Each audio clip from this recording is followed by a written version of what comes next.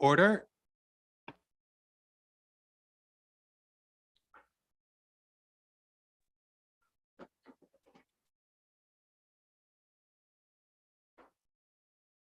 Thank you, Lord, for this day. May many more come. We thank you for all the blessings you have bestowed upon us. We ask that you watch over our family, our constituents, especially our evacuees that are outside the territory, Lord. Please watch over them. We ask all this in your holy and precious name, Lord.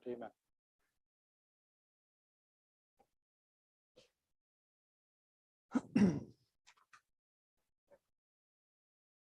Members, by the order of the Commissioner, the Legislative Assembly is sitting outside of the Capitol in INUVIK. I thank Mayor Clarence Wood and the town of INUVIK for the use of their chambers. The Assembly last sat outside of Yellowknife in 1989 in Norman Wells. Under Rule 10.1, this sitting is a hybrid one. Members are here in person and virtually and is due to the state of emergency in the Northwest Territories. All members are concerned for residents displaced by wildfires. Many members are displaced themselves. Like you, we fear for the safety of your homes, businesses, and communities. On behalf of the Legislative Assembly, thank you to everyone working to keep our communities safe, the firefighters, military personnel, municipal staff and leaders, civil servants, contractors, and volunteers. We see your work and sacrifice. At this moment, I want to acknowledge Northwest Territories firefighter Adam Whedon. Adam died fighting wildfires near Fort Liard on July 15th, 2023.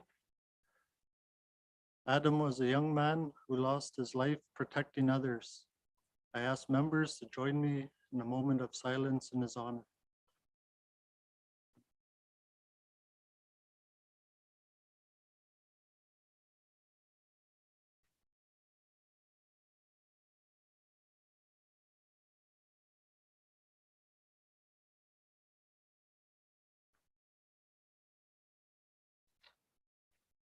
Thank you, members. Members, today's sitting will be different.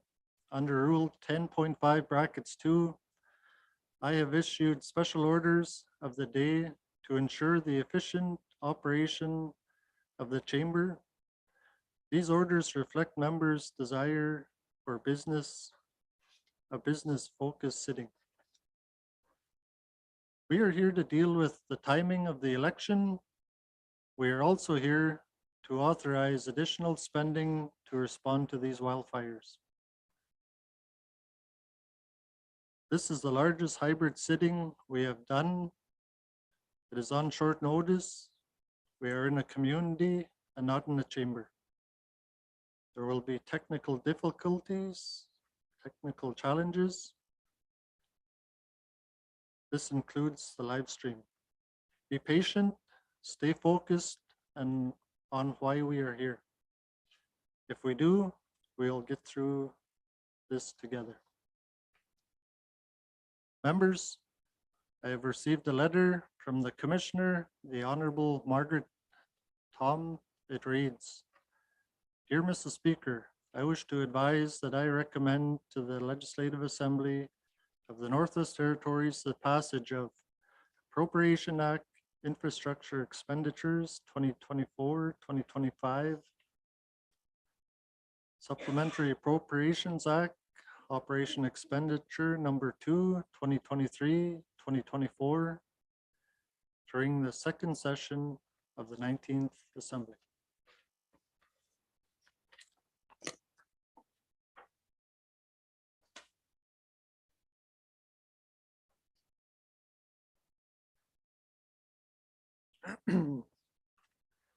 Members, the member for Mumfwee has provided me with notice that pursuant to Rule 3.5(1), she wishes to move a motion for emergency debate calling upon the government of the Northwest Territories to ensure that Indigenous governments are involved in the N.W.T's response to end the current wildfire emergency.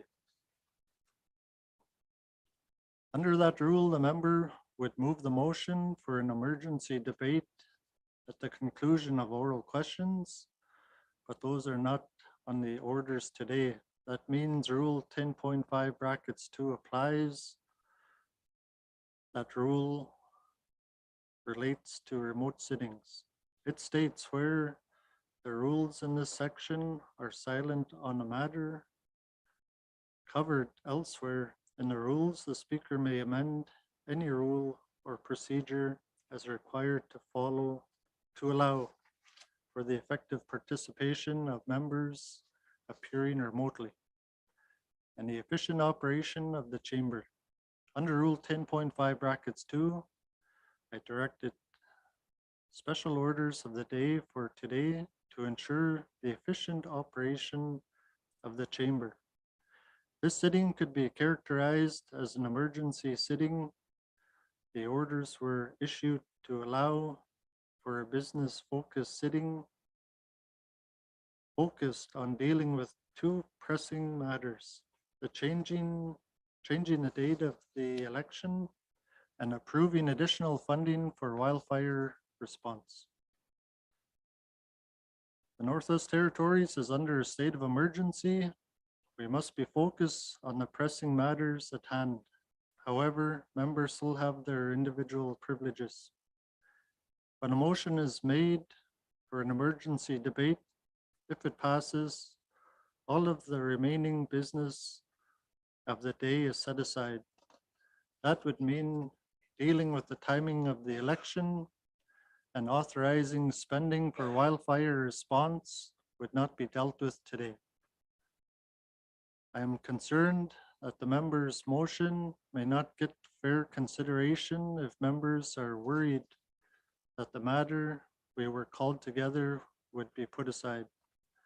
As a result, under Rule 10.5(2), I will amend Rule 3.5(1) such that at the end of third reading of bills, a member may move to set aside the original business of the House to discuss a matter of urgent public importance requiring immediate consideration.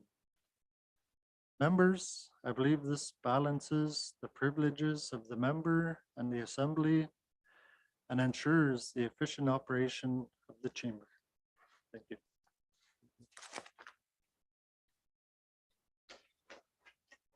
Tabling of documents,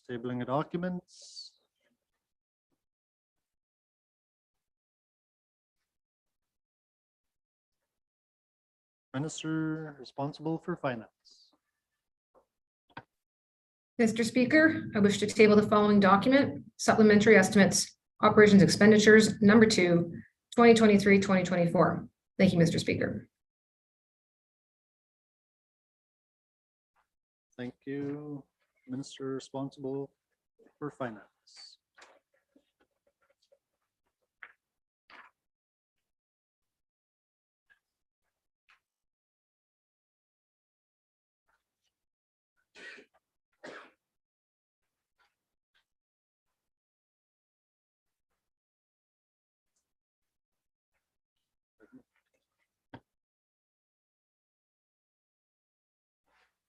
Tabling of documents, Government House Leader. Thank you, Mr. Speaker. Mr. Speaker, I wish to table the following 5 documents. Government of the Northwest Territories response to motion 74-19(2), reconciliatory review of housing N.W.T's collection approach. Government of the Northwest Territories response to motion 77-19(2), review of the territorial land lease policy and procedures. Government of the Northwest Territories response to committee report 40-19(2), report on the review of Bill 61, an act to amend the Ombud Act, Government of the Northwest Territories response to Committee Report 50-19(2), strengthening community supports, lifting youth voices, recommendations on suicide prevention, and Government of the Northwest Territories response to Committee Report 51-19(2), report on Indigenous representation in the Northwest Territories Public Service. Thank you, Mr. Speaker. Thank you, Government House Leader. Tabling of documents, tabling of documents.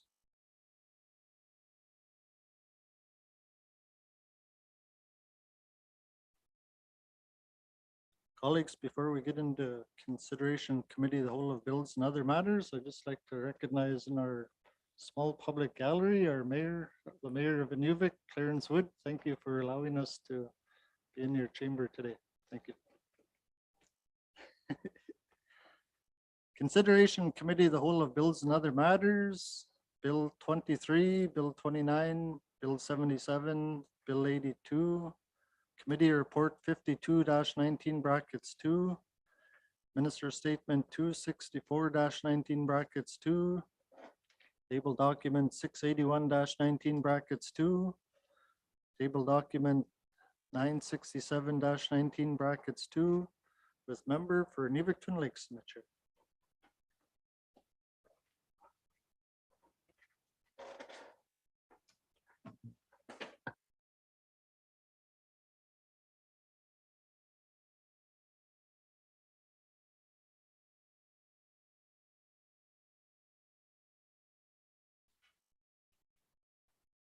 Committee, we have agreed to consider table document 967-19(2), supplementary estimates, operation expenditures number 2, 2023-2024.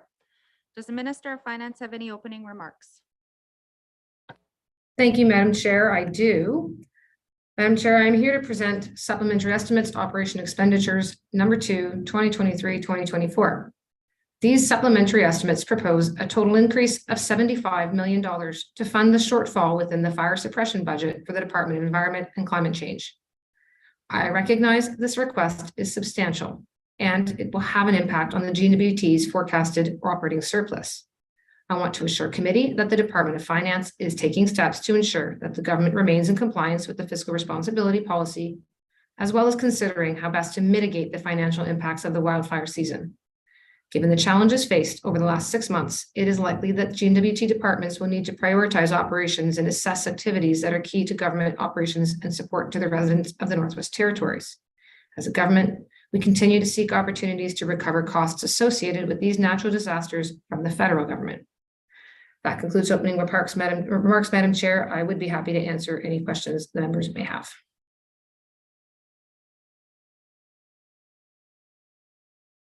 Thank you, Minister. Minister, do you wish to bring your witnesses forward? Yes, please, Madam Chair. Does committee agree? Thank you. Would the minister please introduce your witnesses for the record? Madam Chair, I believe on the line also remotely should be Deputy Minister of Finance, Bill McKay, as well as Terence Coutre, the Assistant Deputy Minister or Deputy Secretary to the Financial Management Board. Thank you. Okay. Thank you. I will now open the floor for general comments.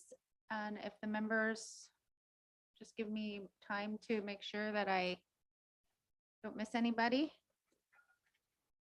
All right. MLA Johnson. Thank you, Madam Chair. I'm just wondering if the minister could provide us an update of the initial fire suppression budget and what this additional $75 million brings us up to as a total, and then perhaps try to answer the question whether we think this is the grand total or whether another supplementary appropriation may be coming.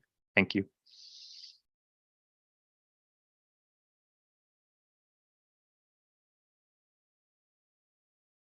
I'm just going to leave this as general comments until we get into the detail. So if you have general comments on this, state your general comments. And then if you want to get into detail with question and answer, when we get into the line by line items. So did you want to continue, Mr. Johnson? No general comments. I'll ask questions when it comes to detail. Thank you, Madam Chair. Thank you. MLA for Frame Lake.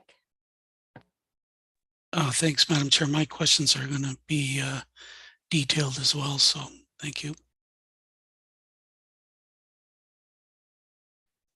All right, MLA for Cam Lake.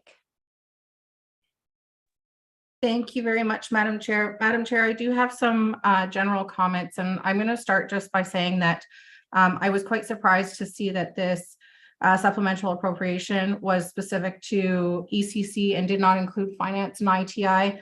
I'm currently sitting here in session today from the city of Edmonton, which has gone above and beyond to try to support residents. And I have to say a huge shout out to city councilors as well that have been working closely with MLAs to try and help out people as best they can. But right now, where I sit, a lot of residents have paid out of pocket for commercial airfare to get here. And some of those dollars that they paid for to get here were from their mortgage and rent dollars. Some people car shared, and with the current subsidies that are being provided by the N.W.T, only the driver is eligible to get the dollars.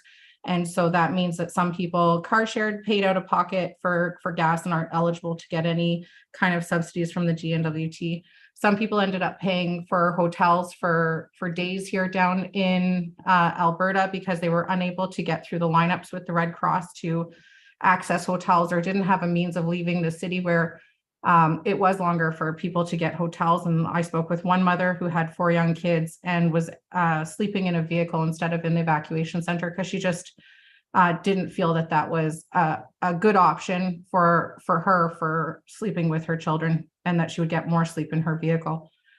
Some people are having to take taxis to the expo center here in Edmonton to get food for their families because they're not comfortable in a big city using public transportation, even though the city of Edmonton has graciously made that complimentary. Some people have never left the Northwest Territories before. And so it's really quite intimidating to use such a large public infrastructure to try and get around. Some people are traveling for most of the day just back and forth to the expo center to try and get food, and have had to kind of use out-of-pocket dollars to access some of that, and are really feeling the pinch. So from there, I also just wanted to kind of, and I'm using this time, Madam Chair, to talk about this because there isn't a space in this supplemental appropriation for finance or ITI. And so I'm unable to kind of talk about it outside of this space right here. But my other concern is that I have a lot of constituents who have not seen a disruption to their income, but given all of these additional costs that are out of pocket, and given that a lot of people in our territory live paycheck to paycheck, the additional costs of this evacuation are really stretching them beyond their limits, and they're not sure how they're going to really put themselves back together. And I know that one of the things that we often hear said is that people need to plan for a rainy day, but a lot of people have just started to recover post-COVID. And when I think of like our neighbors to the south of us over in Hay River, they've been hit with rainy day after rainy day after rainy day. And there's not been an opportunity between any of their evacuations to kind of save for that rainy day. And especially when you're living paycheck to paycheck, there's no money to put away for a rainy day. The North is an expensive place to live. And so I am very concerned about especially the residents from Hay River, who are, I don't know how they've even begun to catch their breath. I'm concerned for the residents that I serve as to how they're going to weather this, especially where we do not know what the timeline on this is. And so I have questions too at a later date about whether or not there is room to extend these subsidies and be a lot more simple and flexible and provide them to every resident, as to whether or not, if this evacuation continues, if we're going to look at additional subsidies. And that doesn't even touch on our entrepreneurs and our business owners that we've very much seen we rely on in the territory with all the work that they have done to fire smart the territory. Well, I'm very appreciative that the seed funding was opened up, but I have businesses who have paid out of pocket without a billable hours. They've paid salaries to their workers to keep them going. And they're not getting any billable hours. They're sitting down here. They are bankrupting their businesses in order to keep food on the tables and in the mouths of the workers that they have. Because at the end of the day, the longevity of their business, like they're good people, which is why they're doing it. But the longevity of their business also relies on them affording their workers to come home and to stay in the territory and to keep building the territory with them. And so I just wanted to point those out there, that I really would have liked to have seen some finance and ITI dollars in this supplementary appropriation, so we could discuss some of those items as well. And I'll have more specific questions for ECC when we get to the appropriate time in the budget. But I have a lot of concerns right now about our residents wearing this evacuation and weathering this very big storm. Thank you, Madam Chair.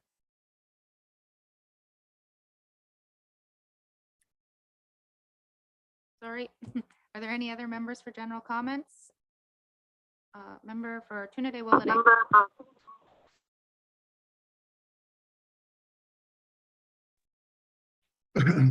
Thank you, Madam Chair. I also would like to add on to my colleague Caden Cleveland's comments as well. Majority of my calls are coming in to me as the MLA for the Trinidad Willett riding, is that we have a lot of members that are in Edmonton, Calgary, that are displaced right now as it is. I understand that there's supplementary funding that's been made available for up to $750 for people that drove out and back. But right now, as it is, people that are living on social assistance, they can make application to get money and get direct deposit. But right now, as you and I, we all sit here today, I have people that can't afford to take a taxi to do laundry, let alone to eat. The monies that they have is basically when they left Yellowknife was basically they had no money, and now they're each First Nation are doing the best to help their members. But as we speak right now, we got people that are asking, begging hotel managers and front desk for food, and they can't even take a taxi down to the center to get food for their children. So it's really disheartening right now as it is to hear these kind of stories coming from my constituents that are down south, and not only from them but from other constituents as well, from Yellowknife and Bishop Cole and so on. So I'm hoping that when I read the Red Cross in Alberta, who's south from us, and food and everything else cheaper down there, but yet the Red Cross will fund them $1,250 per adult and $500 for each dependent. And that's in Alberta, but here in the Northwest Territories, we need to step up as a government to help our people out too as well, that are part of this evacuees down in Alberta. I know there's people on the streets in Edmonton, Calgary, people being kicked out of the hotel rooms and so on. So I'm not really sure. At this point, my phone's been ringing and day and night and dealing with all kinds of issues. So I'm hoping that maybe this government should maybe reach out to the Red Cross as an idea and get them to because right now I don't know if we have the means to help all the evacuees here in the Northwest Territories right now, but we do need to help. So Red Cross has the capacity. Maybe I'm just throwing this out there for discussion, but right now as it is, we need to do something. This bill that we're talking about from the finance minister, I understand that and the urgency behind it, but we also need to really, really figure a way out, because this is something that this here incident, or what do you want to call it, disaster, doesn't happen. Like this is the first one in a long time that I can remember that's hidden home. But I get calls, I got mothers crying to me, I got fathers crying to me, and so on. So I'm not sure what to do, but I just want to put it out there, and maybe we could have a discussion on that too as well. But anyway, I think the Red Cross is out there. They have the means and capacity to pay these guys, our evacuees, as much as they can. But Alberta, that's what they do in Alberta. Here in the Northwest Territories, our cost of living is much higher. So anyway, I just want to put it out there and maybe have some discussion on it. But we need to do something, and we need to help the evacuees out. And it's already been over a week or 10 days now, and a lot of the people have no money and they're struggling. And I just want to bring that to your attention. Thank you very much. Merci. Thank you, Member for Trinidad Willade. Members, I just want to remind you that this supplementary appropriation estimates is to provide funding for the shortfall in fire suppression activities for this season. That's what we were discussing here in Committee of the Whole.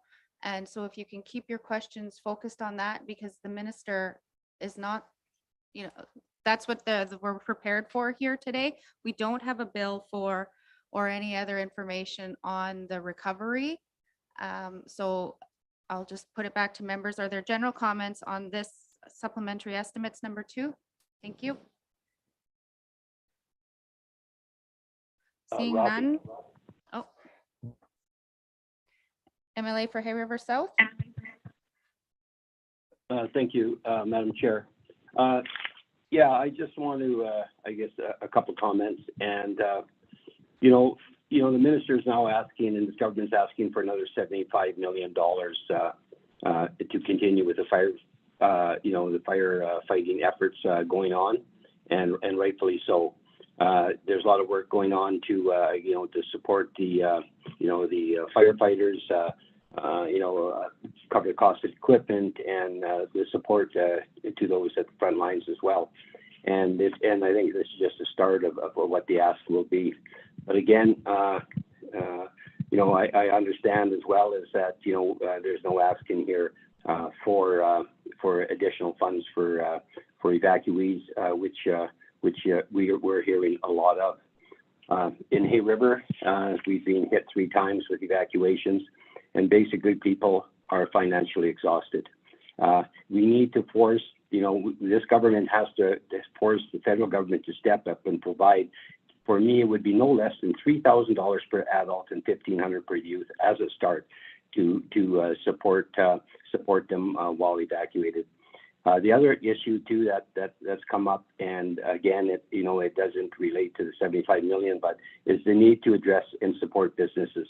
A lot of them are hurting right now. In Hay River, again, it's the 3rd time that they. MLA, Thank Mr. Simpson, Bye.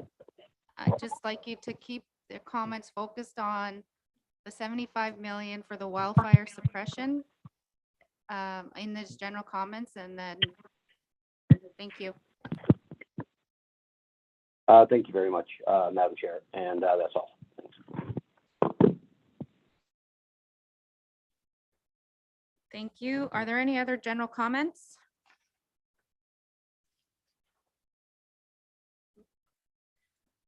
All right, so seeing no further general comments, does committee agree to proceed to the detail contained in the table document? Agreed.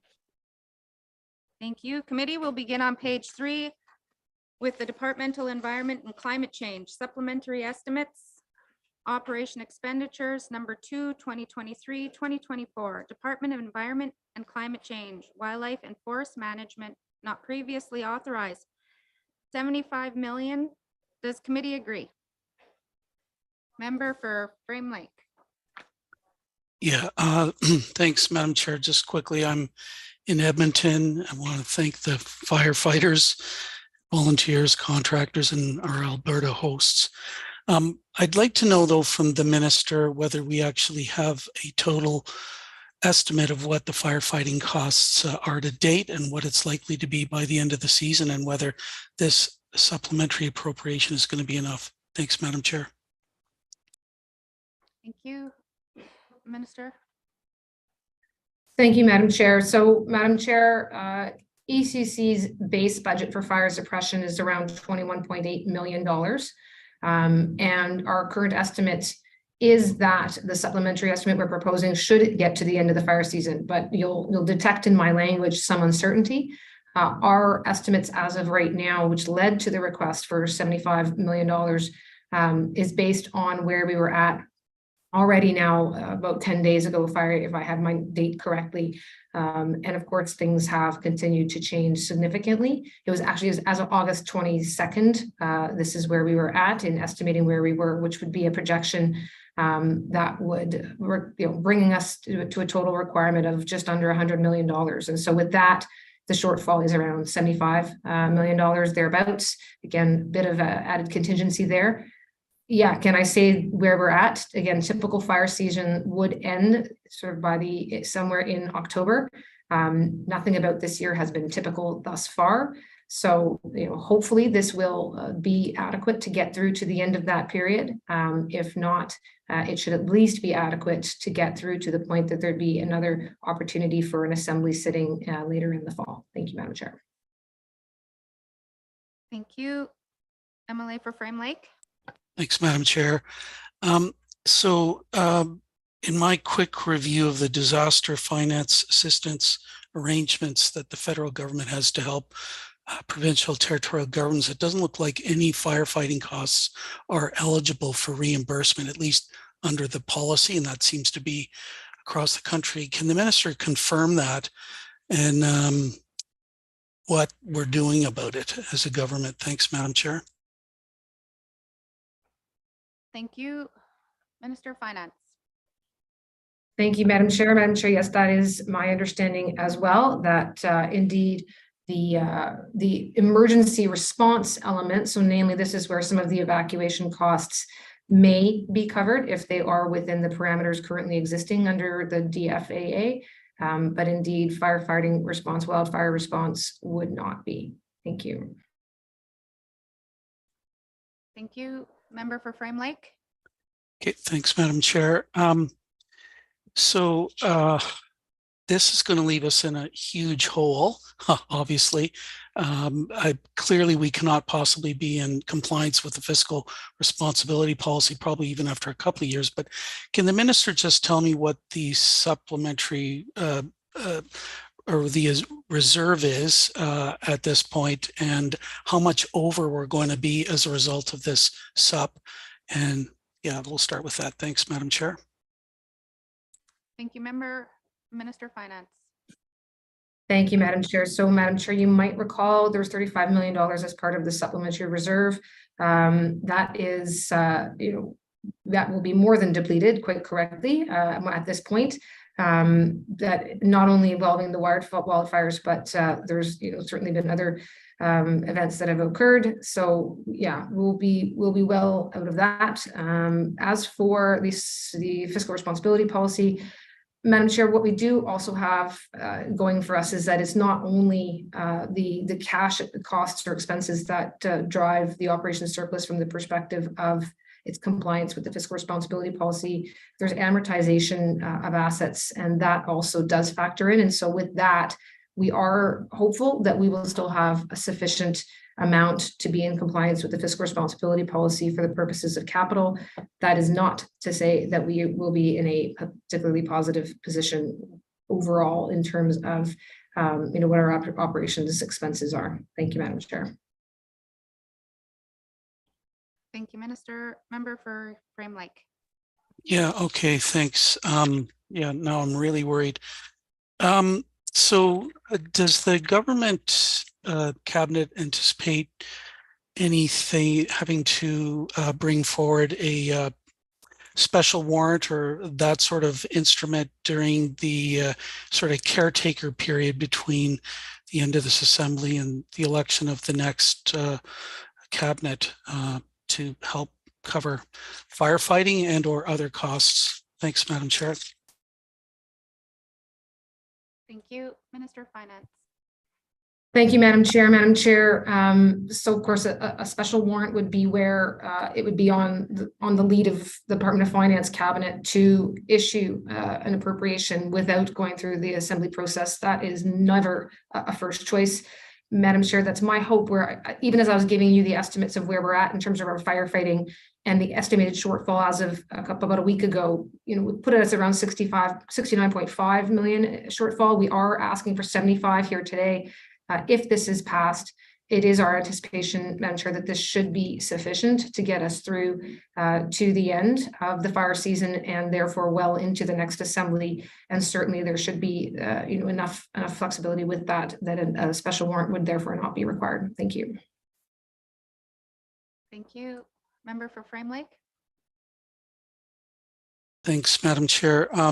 Can we anticipate seeing another supplementary appropriation then for the last sitting of this assembly scheduled for late September that would perhaps deal with the firefighting issue, but also financial support for evacuation, other costs associated with the emergency that's, presently throughout the Northwest Territories.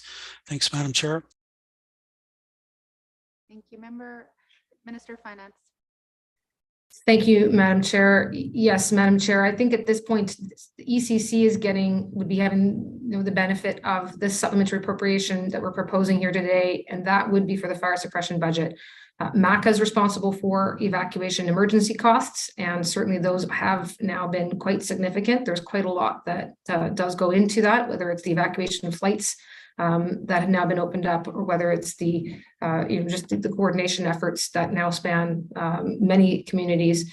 That is something they do budget for. Now, that said, the additional support funds that have been announced through the Department of Finance and through ITI are not necessarily something budgeted for, and are also into the millions already. So I do expect that we would see that come forward in the sub if there is a late September setting. Thank you. Thank you. Member for Frame Lake. Yeah, thanks, Madam Chair. Yeah, I would certainly strongly encourage Cabinet to do that. I don't think it's in anyone's interest to see a special warrant issued, and that just in the interest of accountability and transparency, there is obviously financial need for these areas, and that I think the appropriate way to deal with it is through a supplementary appropriation, not a special warrant. So, and I think I saw the minister shaking her head yes. Last question, perhaps, Madam Chair, is, or maybe one more comment after that very quickly. What is Cabinet doing to try to secure any federal support to try to deal with this huge shortfall? Thanks, Madam Chair. Thank you, Minister of Finance. Thank you, Madam Chair. Madam Chair, that typically lead for that does, of course, fall to the Premier's office. But I think it was made public and certainly was shared with members that the Premier's office did meet with the Prime Minister. So, in that sense, has taken the message about as high up as it can go. Obviously, as we move forward, if there are some individual areas of interest, different ministers are meeting with their counterparts. For example, the minister responsible for emergency preparedness would be meeting with his counterpart in the federal government, or myself with Canor if there's some specific issues, but it is led by the Premier's office, and that has already begun. Thank you. Thank you, Minister. Member for Frame Lake, you got about a minute left. Yep, no, thanks, Madam Chair. I guess lastly, I will have a number of comments that I'm going to make about the adequacy of the evacuation transport financial assistance program, whatever it's called, and the fairness and adequacy of that, as well as some other supports that I think are needed, as some of the other members alluded to. But I thought that it was best to make those sorts of comments at second reading of the supplementary appropriation bill that should happen later today. But I do want to thank my Cabinet colleagues for the work, because I know that they are working very hard on all of this. So, the public needs to recognize this, I think, as well. And we are going to need to work all together to get through this. So thanks to my Cabinet colleagues and my regular member colleagues as well. I will support the this supplementary appropriation when it comes forward. Thanks, Madam Chair. Thank you, Member. Member for Yellowknife North. Yeah, thank you, Madam Chair. I'll just have a couple kind of technical questions. I'm wondering if the minister has any ability to put this kind of into how much we are spending per day or per week. I get you're asking, it's $100 million total, but if I had to wager a guess, we've probably spent the vast majority of that in the last week or two. I'm just trying to get a sense of the pace at which we are spending. Is there any of that detail that could be provided? Thank you. Thank you, Minister of Finance. Thank you, Madam Chair. Madam Chair, I have a vague recollection. In fact, well, I can certainly firstly confirm that yes, a large proportion of the spending on fire suppression has indeed happened over the last, say, month, and in particular in the last couple of weeks. I had a number in my head, but I'm just trying to see if I could find where in my notes that was before throwing it out inappropriately. I think I'll not do that since I can't seem to find it quickly. I'll turn it back to the member, but Madam Chair, if I find it, I will share it. It has been a significant amount. And perhaps I'll put it this way. We were preparing for there to be a supplementary appropriation going into what was to be the August session. The number in terms of what we were looking for has astronomically grown in the space of the couple of weeks before what would have been our August session to now. So I don't necessarily know if it was, I was estimating it was at around 10 million a week, Madam Chair, and I'm getting some confirmation that my recollection might be accurate. There you go. Thank you. Thank you. Member for Yellowknife North. Yeah, thank you, Madam Chair. I recognize this is an emergency sitting and I am in support of this money. I don't think we're likely to vote down what is necessary fire suppression money, but I think, perhaps if we could get some details out to the public about, how we're spending $10 million a week and if that is the number and if that's going to be the number for the next couple weeks as we forecasted. And I guess in terms of a question there, I'm just wondering if we have a high level breakdown of what exactly this is being spent on. Is the majority of this helicopters and aircraft, or is this a massive thing of overtime and labor? I mean, I know it's a combination of both, but if we have any of those details of what fire suppression budget looks like as a breakdown. Thank you, Madam Chair. Thank you, Minister of Finance. Thank you, Madam Chair. Yeah, Madam Chair, I don't have a detailed breakdown in a way that I think what I'm hearing is to be being asked for here. There are the costs, of course, for air tanker support. Then there's the cost for the helicopter support, and then there's the cost for moving crews around. There are the fires that folks are watching that are impacting Fort Smith, Hay River, Kakiza, Jane Maria River, obviously Yellowknife, but there was also fires that were impacting all the way up the entire valley. There's been an estimated 70% of the residents of the Northwest Territories who've had to evacuate their communities. And Madam Chair, there's been more than that who are under threat of evacuation. So it's been, the fires that were being dealt with are all over. And just one last note on that, Madam Chair, I want to make a point too, that it's not because we're necessarily actioning more fires. As of the end of July, only 32% of the fires had actually been actioned. The focus has been on trying to ensure, of course, areas where there are populations or residents or other various infrastructure. So just to give a sense that there's been a real targeted effort to focus where the spending was taking place, and then keeping in mind how many mother fires are actually burning and what that is doing right now. Thank you. Thank you. MLA for Yellowknife North. Yeah, thank you, Madam Chair. I guess at this time, I'm wondering if perhaps we could get a commitment of a detailed costing breakdown to be provided. I believe in our capital infrastructure, the N.W.T is asking for tens of $1 millions for some new planes we were buying. There was some other, I think there's about 50 million, or there's tens of millions for a fire center. There's a lot of big other ticket items. I obviously going forward, we will probably adjust the fire suppression budget and perhaps have a debate about more, prevention and more prescribed burning in communities. So I don't know if now is the time to necessarily get in all those details, but this kind of $100 million season definitely cascades into some very large decisions that have to be made by this assembly. So if we could get a detailed breakdown provided at a later date. Thank you, Madam Chair. Thank you, Minister of Finance.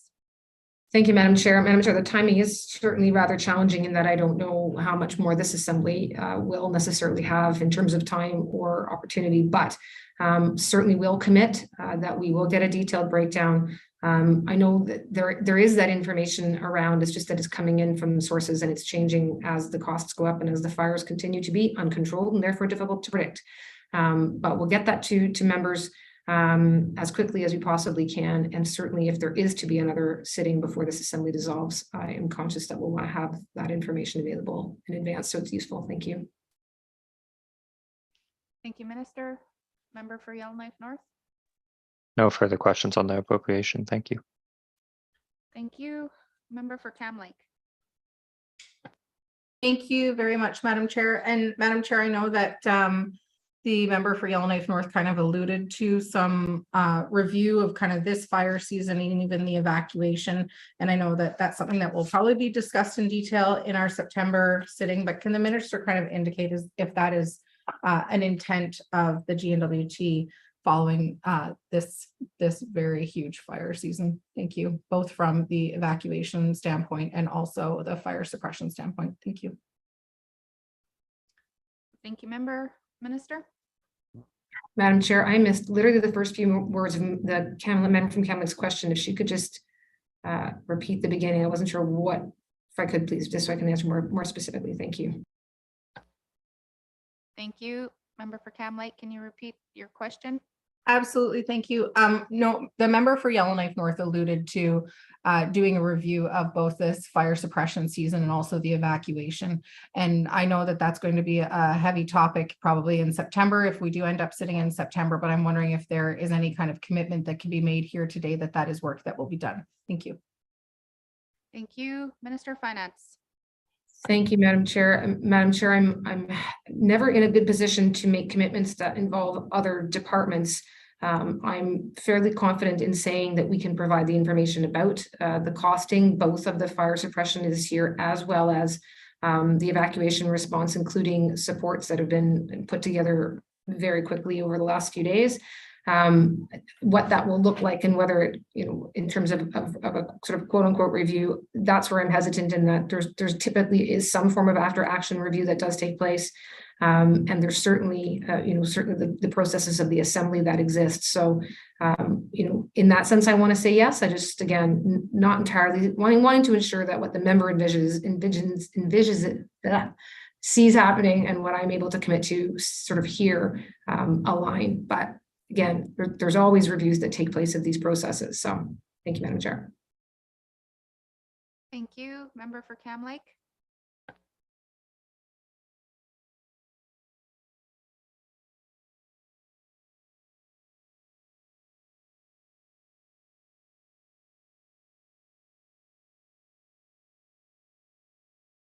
Well, I think we've lost MLA for Cam Lake. We'll keep her time and then we'll move on until she can reconnect. Member for Tabacha.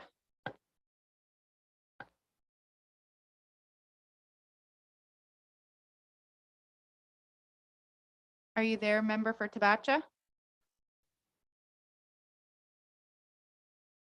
Member for Hay River South?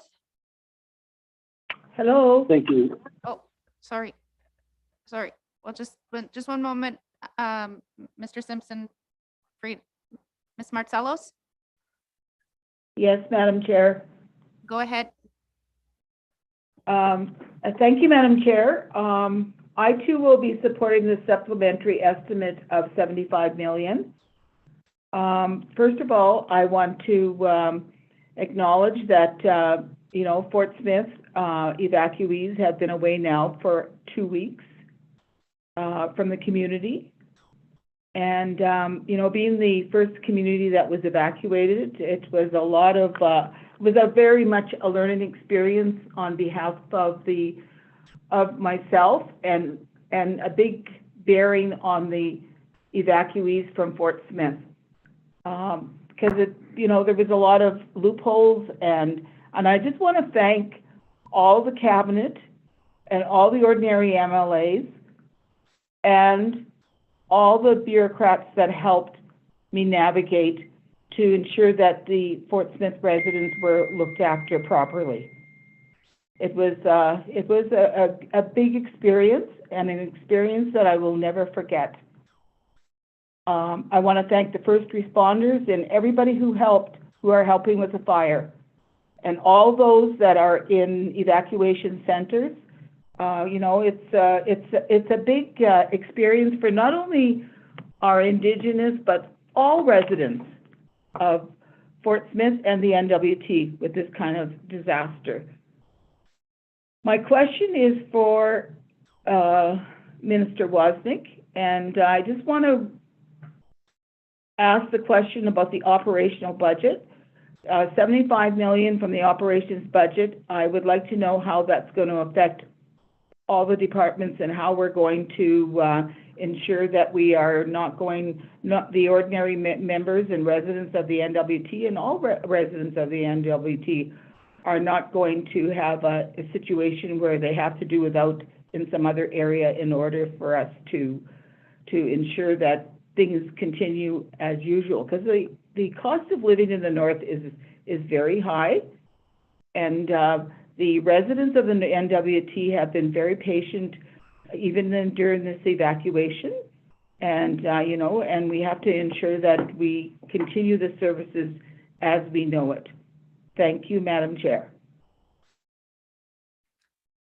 Thank you, MLA Martselos, Minister of Finance. Thank you, Madam Chair.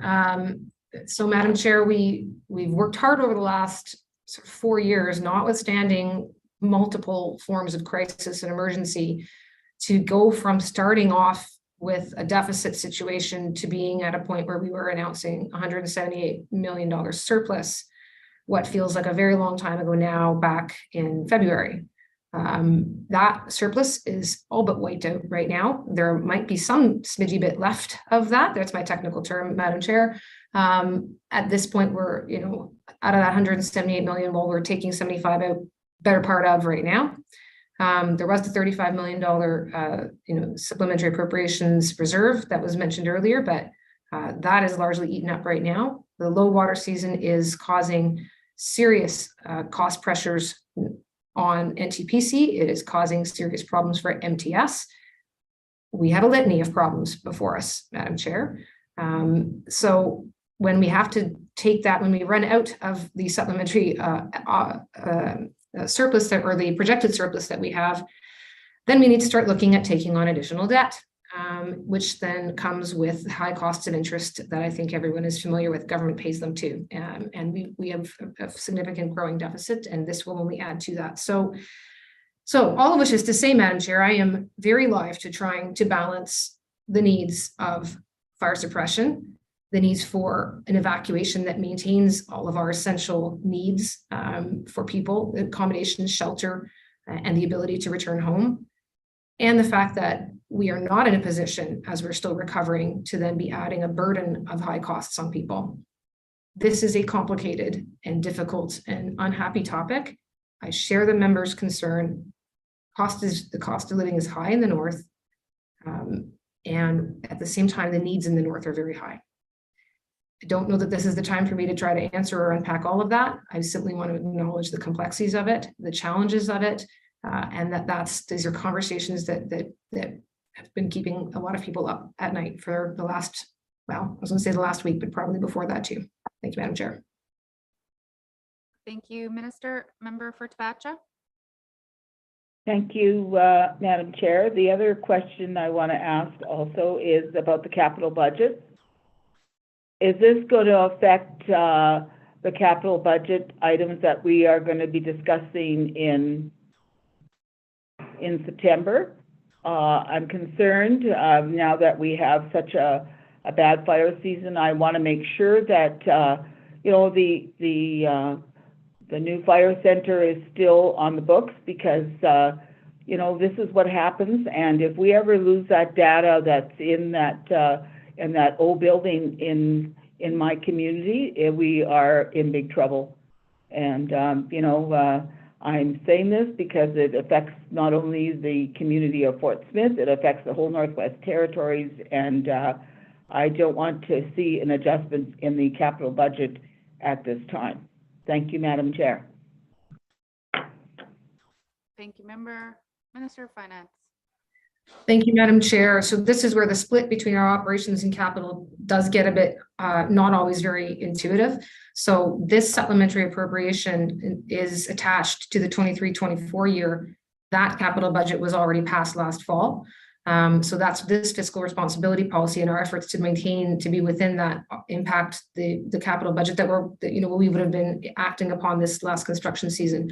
What will come forward to the Assembly this coming fall will be the capital budget for 24-25. So, so these operational expenditures don't impact on that. Thank you, Madam Chair.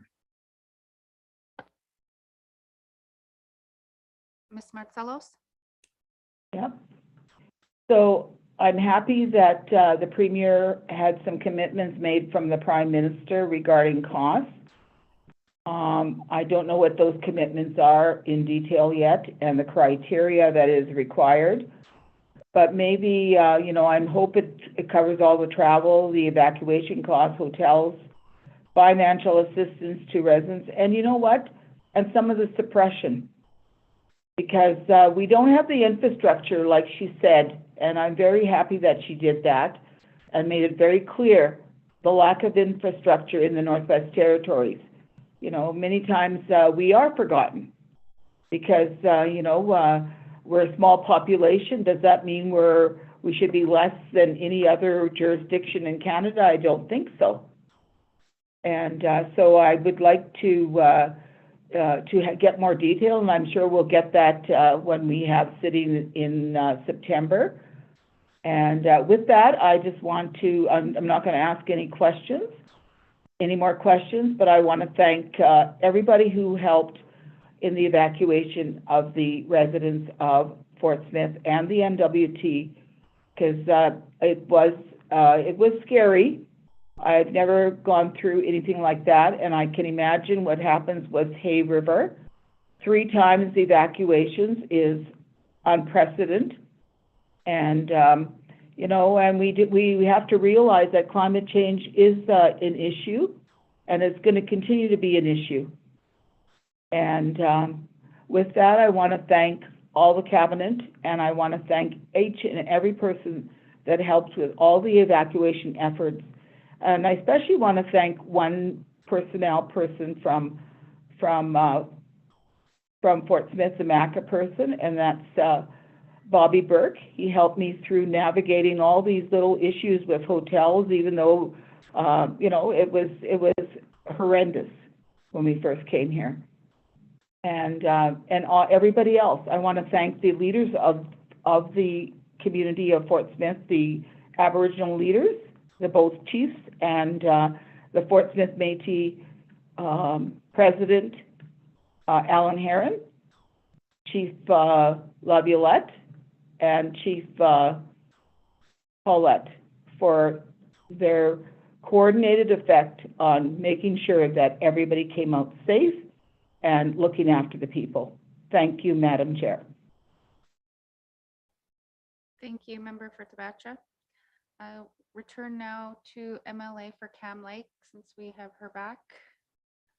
Thank you very much, Madam Chair, and my apologies for being cut off. My computer is hanging on by a thread these days. No, I appreciate all of the questions that my colleagues have asked. I've had a lot of my questions answered, and I really appreciate the responses we've received as well. One of the questions that I really want to focus in on is whether or not the efforts that have happened within municipalities are included in this 75 million.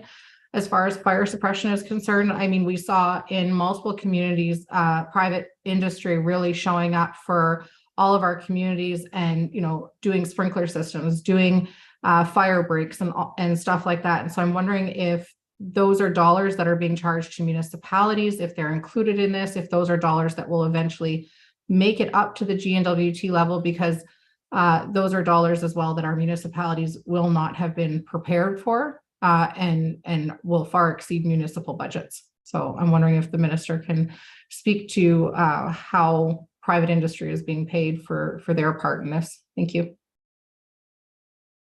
Thank you, Member. Minister of Finance. Thank you, Madam Chair. Madam Chair, I have to say I'm not certain that will actually be within, again, that breakdown. I realize a more detailed line by line breakdown of what ECC has spent and where they need it to go. I do apologize, Madam Chair, but I will say it's been an unusual sort of 10 days, particularly in and around the capital region, where fairly significant work was being undertaken around obviously a very significant geographic size of a community. So I have made some efforts here as I'm sitting here to try to gather that information remotely. If I can get it, I will try to convey that back to the members. I can suggest, Madam Chair, that some will be. I just how much I can't say for sure. If you suggest or prefer, Madam Chair, I could defer this to the member or the Minister for Municipal and Community Affairs. I don't know that he's prepared with the detailed budgets, but he may at least be able to speak somewhat to the relationship. Thank you.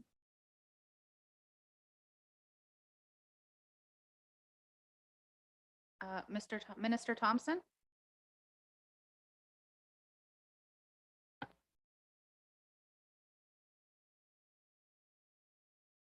Minister Thompson.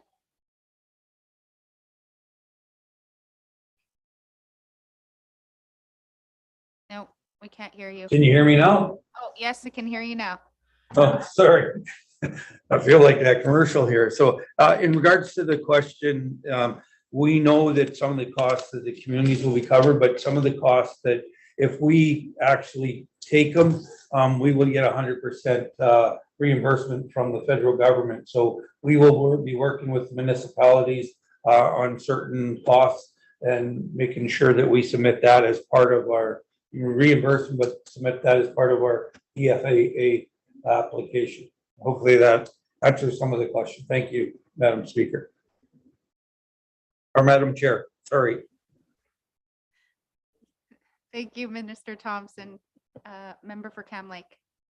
Thank you very much, Madam Chair, and I appreciate that. And can the minister then confirm that municipalities will not be on the hook for expenses related to this forest firefighting effort or this wildfire fighting effort? My concern is that the cost of living in the territory is already incredibly high, and that municipalities bearing the brunt of these costs will in turn actually just be passed on to residents through the form of taxes. And so I just want to make sure that we have a common understanding that these are not expenses that will be incurred and expected to be paid for by municipalities. Thank you. Thank you, member. Minister of Finance. Thank you, Madam Chair. So, Madam Chair, I don't think we're going to be in a position to confirm that every last penny is going to be paid by the N.W.T. The idea, and I mean, the cost of living is very high, and the N.W.T is the government that provides a lot of the public provisions of services across the Northwest Territories and in all communities, and provides funding to all communities. I know there's a constant tension and a desire to see that funding formula perhaps changed or increased. But fundamentally, I mean, there was a question earlier as to what the N.W.T is going to be doing to pay for this in the face of an $75 million budget now for fire suppression, and calls for increases to the amounts we're spending in the evacuation response, which is going to be in the tens of millions of dollars already. We also don't have that money necessarily sitting anywhere. We were trying very hard to make our evacuation emergency response one that we can see some reimbursement from the federal government. We have no guarantees that we'll get any of it back. I suspect we will get some of it back. I don't know how much. And until we get it from the federal government, we cash flow it. And if we don't have it, it means we take on debt to pay for it. So everything impacts residents in the Northwest Territories. That is constantly the balance of trying to ensure that we are doing our best to provide essential services to everybody without seeing any increases of taxes and without seeing any reductions of services. It is a fine balance. I realize the community governments can't take on debt. That makes it even harder for them. I'm aware of that. But, again, as to how much, if any, they will need to bear in terms of those costs, it is probably too early to say. I don't know that the city necessarily has, and I'm speaking particularly about Yellowknife, where I know there's been a significant undertaking, but other communities too have had some significant undertakings this fire season. So until we get a full accounting of what each community has spent, looking at what we are now then maybe more likely to see come in from the federal government. And again, I want to believe, given the conversations that have been had, that something will come. It's just too difficult for me to say what we might get from the feds, what individual communities have spent, and what the N.W.T is then able to necessarily bear. I do want to, I gave the long answer because I want to assure the member that all of those things are under consideration. We're aware of them. And again, I know that the communities, it's been a topic and it's been a priority of this assembly for 4 years to ensure that communities are supported. So that priority hasn't gone anywhere. I just don't quite know how it will turn out at the end of this fire season. Thank you. Thank you, Minister. Does the member for Cam Lake have a short last question and a short last answer?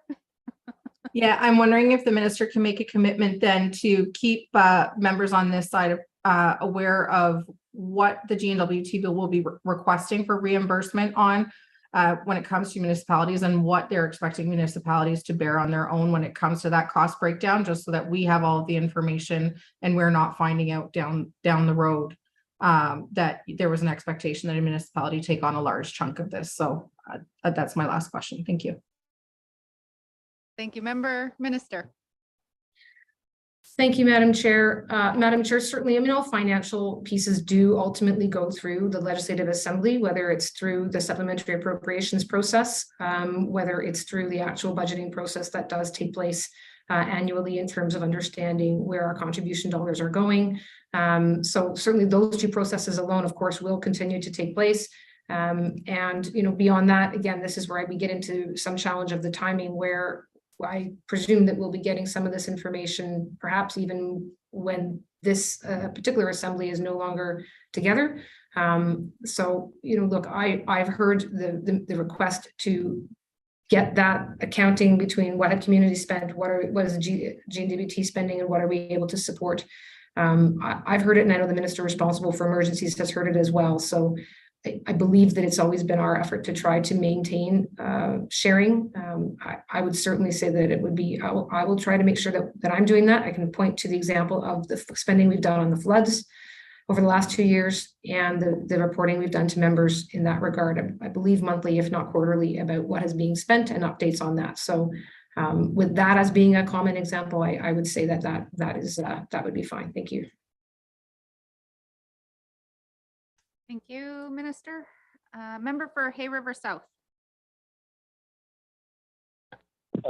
Thank you, Madam Chair.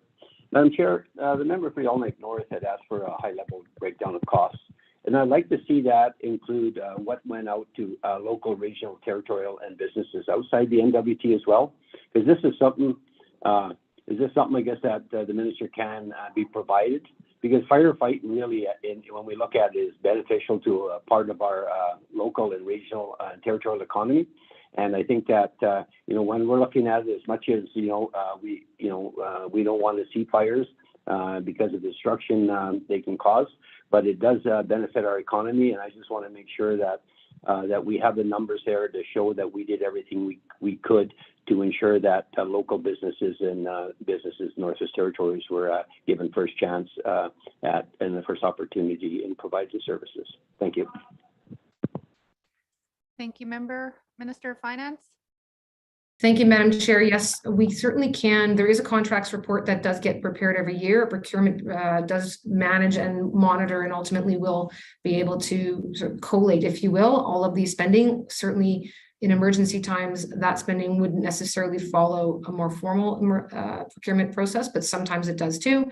All of which is to say those types of reports are prepared regularly, and I can see that there be one prepared that is specific to the wildfire season. Thank you. Thank you, Minister. Member for Hay River South. Thank you, Madam Chair. Of the 75 million ask, I guess, will a portion, or what portion of it will be used to offset the costs incurred by local governments, as of today? Because most of our local fire departments are volunteers, but they are using local personnel. They are volunteers there. They are using local equipment and infrastructure as well. So again, like Ms. Cleveland said, is that we got to make sure that their costs are covered as well, because this is going to set us, this whole fire season is going to set the N.W.T back a bit here. So if the minister can answer that, thank you. Thank you, Minister of Finance. Thank you, Madam Chair. So this 75 million is going to the Department of Environment and Climate Change. They are the lead, and this is there to supplement their existing budget of of, as I said, roughly 21.8 or so million. So this is to supplement that budget. That's a base budget that they have annually for wildfire suppression. I don't know exactly what proportion of that necessarily flows directly to a community or to community government or to individual contractors. Nor can I say at this point whether the shortfall is going to be proportionate to that or not. We have been doing variances in terms of what is being spent within that area of funding, but not necessarily a detailed breakdown. So as I've said, we can prepare ultimately, we do prepare annual contracting reports and can ensure that there's one that is specific to the wildfire season. That might take a bit of time. We are sadly still in the wildfire season right now with out of control wildfires burning in multiple locations. As for, again, what will go to individual municipalities, again, as I said to the member from Yellowknife earlier, I don't yet know from the municipalities themselves what they have spent. So there's still a bit of work to be done. But as that comes in, I can certainly commit that we'll be doing an effort to make that contracting and the reporting available. Thank you. Thank you, Minister. Member for Hay River South. Thank you, Madam Chair, and I appreciate the answer. And I'm pleased to hear, I guess, that the local governments, municipalities are on the radar of this government for some form of reimbursement or assistance as well. But the cost of fighting these wildfires, we know, it'll take a toll not only on this government but the people at the N.W.T as well. To the point that I'm hearing now that some of our residents will not return. The minister also stated that the Premier discussed costs with the Prime Minister.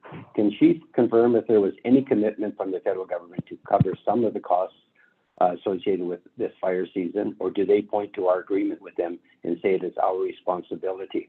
I guess the reason I ask this is that if we're bearing the brunt of it or all of it, it's going to impact future spending by all departments and in probably the next into the next assembly and beyond. Thank you.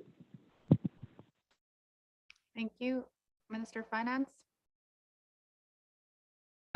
Thank you, Madam Chair. Madam Chair, that doesn't to be directed at the Premier. I'd like to suggest that she address that. Thank you. Madam Premier. Thank you, Madam Chair. Yes, I did have conversations with the Prime Minister. There are things he's looking to do. He's looking to, of course, fast track the employment insurance. So please get that word out there. Look at not making the normal provisions for EI. That'll help a lot. As for the commitment for extra money, he did talk about being able to advance the disaster assistance program, but he also mentioned that they're going to look at it. There was no firm commitment because he also talked about the ensuring the fairness for all jurisdictions. I kind of tried to debate that a little bit, but again, understanding his position, if he opens it up, then he has every jurisdiction that's facing fires asking for the same amount. And I believe all MLAs have gotten a copy of the things that are covered currently within the disaster assistance program and things that aren't.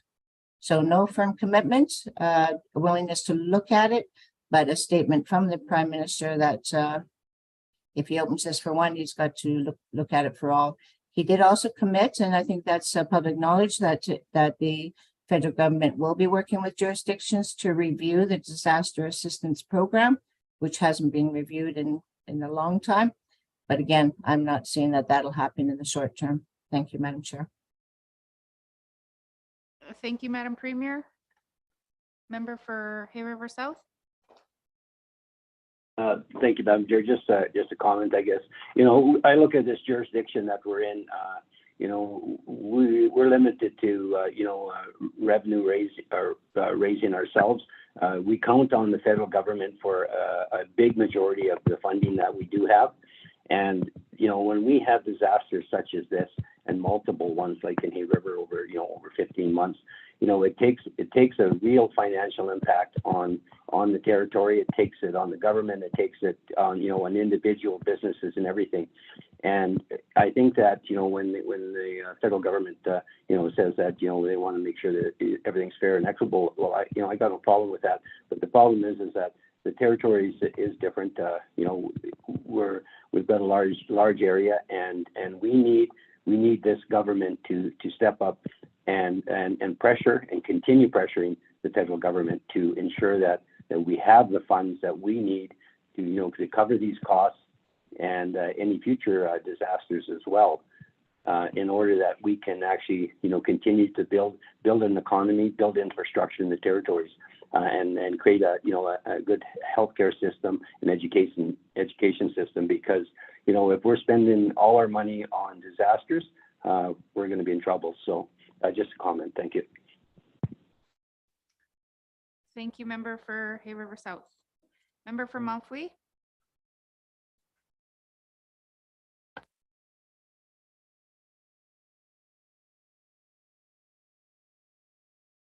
Member for Montfouille.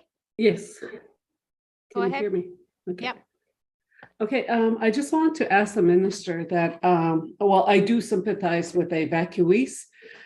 Bichako and Wukwiti were also evacuated back in July, and I do recognize the hard work of the forest firefighters and first responder. According to the report, over 2 million hectares of land was burned. So I just want to ask the minister, do we have an estimate of how much money spent in the region as per to the forest fire? I know Bichako and Wukwiti are part of the North Slave region. Thank you.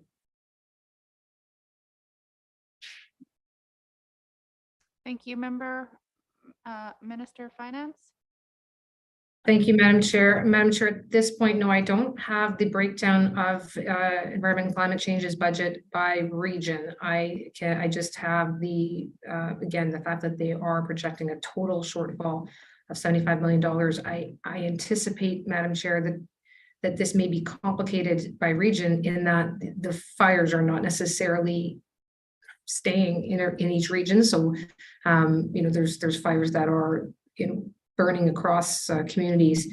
So I guess we'll have to see to what extent, certainly they're burning across and stretching across multiple constituencies, as how much they are sticking to within regions. I have to pull out a map and see if we're even able to break that down. I know that there's been an effort, Madam Chair, to ensure that fire crews are being moved around efficiently. And so that too may make some of the breakdown more complicated. But again, as I've said, we'll certainly be providing a contracts report of the wildfire season, as well as can try to do a breakdown of what gets spent over time, much as we have for the last couple of years with the flood response. Thank you.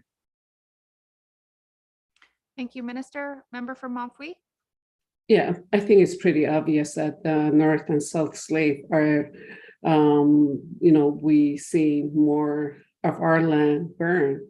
And I know South too, and INUVIK region also experienced the same thing. But I was just, I just wanted to know about, how much money was spent. But I think it's pretty obvious that North and South Slave went through the worst.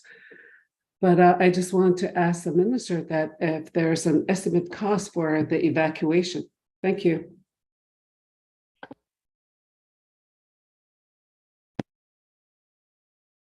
Thank you, member. Minister.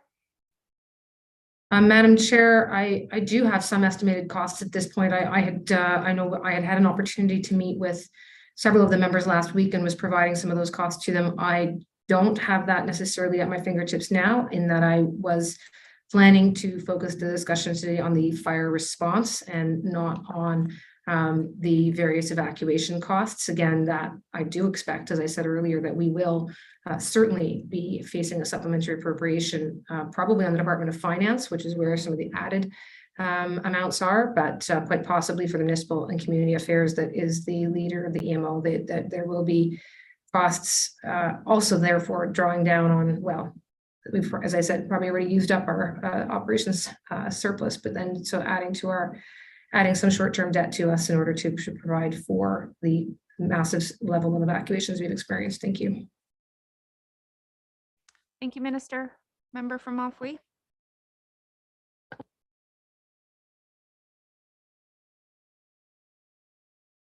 Member from Mafwee. Yes, thank you. Yeah, no, well, it's good that, I'm sure she's going to share the information with us once the information is available for the evacuation. So I don't have any more questions. Thank you. Thank you, Member from Mafwee. Member for Decho. Merci, Madam Chair. I'd first like to sympathize with all the residents of the Northwest Territories that were uprooted from their communities, their homes and their communities. And we're all down south. And many who are still struggling because of the lack of supports, financial supports from our government. And it's fair enough that, we're hearing that we don't have the financial resources to cover everyone. My colleague from here River South, mentioned, some significant amounts, and I feel that it's only fair for our residents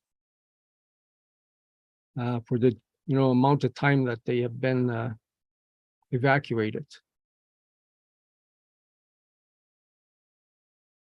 I also want to express my deepest sympathies to community in my riding, Enterprise, for the devastation that they faced and the loss of homes and businesses.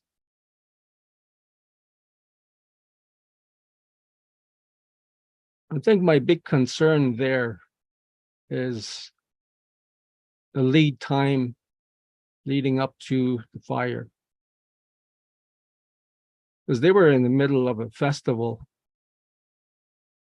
that weekend, Friday, Saturday, and then Sunday they were out.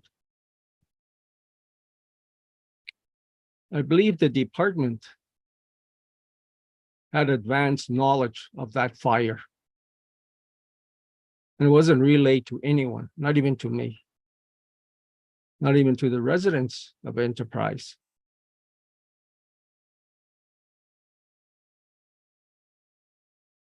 I know it was the high winds that escalated the fires towards the community. I don't believe there were any fire crews there. I'm just assuming, and from what I'm hearing. And they weren't very noticeable in the community, even after, because of the flare-ups that were happening within, and there was some residents taking upon themselves to fight those flare-ups in the community.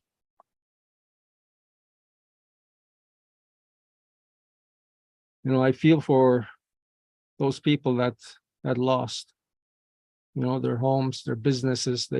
Oh my God, it's devastating. And that's a big concern, is it wasn't known. And I'm pretty sure, I would really like the Enterprise fire situation really looked at, investigated. How did we let that happen? In the past, we had people that manned the fire towers. And ENR at that time, they did away with them, saying that, well, we got satellites. But I'm just wondering if you can see stuff like that on cloudy days. And, would a tower person have helped before the fire even got to Enterprise?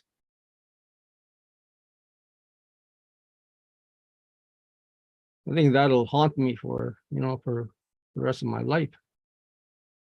What happened? Where were the crews? Why was no advance warning given? Madam Chair, this is relevant to the budget.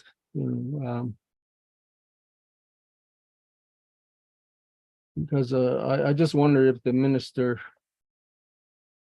of ECC could possibly answer that question. Let's see.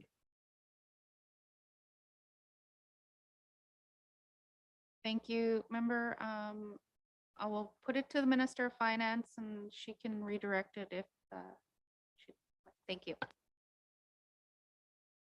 Thank you, Madam Chair. Madam Chair, I know that some latitude is being given here to try to recognize that we are in a difficult position today. I know many members of the public are likely watching today and from places all across Western Canada at this point.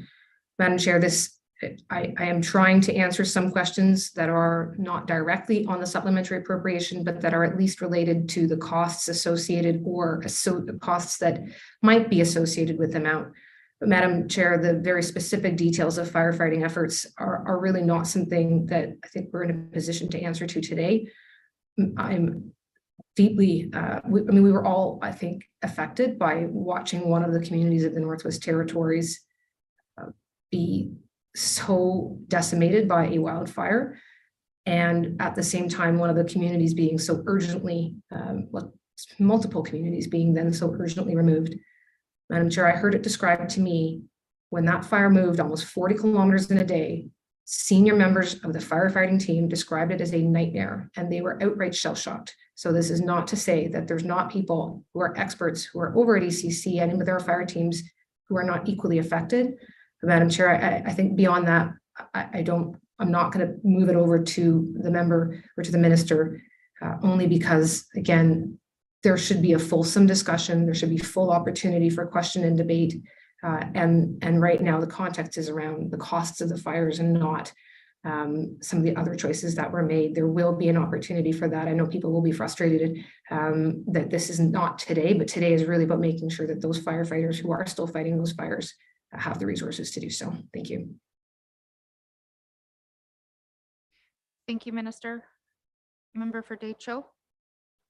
Let's see, Madam Chair, and must see to the minister for that question. I had hoped the Minister of ECC would have answered my question related.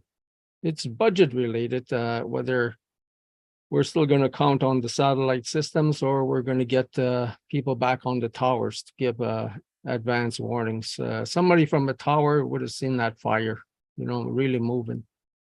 Why didn't we fight it ASAP? So I'm just hoping the Minister of ECC could answer that. Must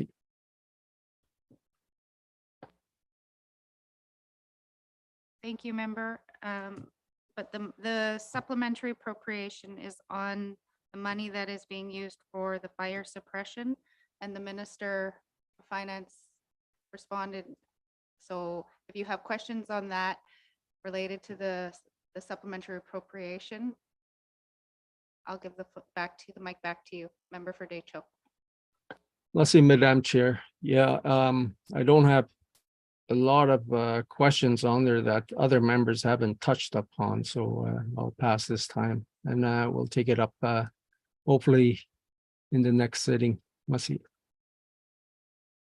Thank you, member. And the minister did commit that we would have a fulsome discussion on all of the costs and all of the concerns that we have. So if there are any further members that we haven't heard from to discuss the supplementary appropriation, seeing none. So turn my mic back on. Supplementary estimates, operation expenditures, number 2, 2023-2024, Department of Environment and Climate Change, Wildlife and Forest Management, not previously authorized, $75 million. Does committee agree? Agreed. Agreed. Supplementary estimates, operation expenditures, number 2, 2023-2024, Department of Environment and Climate Change, total department not previously authorized, $75 million. Does committee agree? Agreed. Thank you. Agree. Committee, do you agree that you have concluded consideration of table document 967-19 brackets 2 supplementary estimates operation expenditures number 2 2023-2024? Agreed. Agree. Great.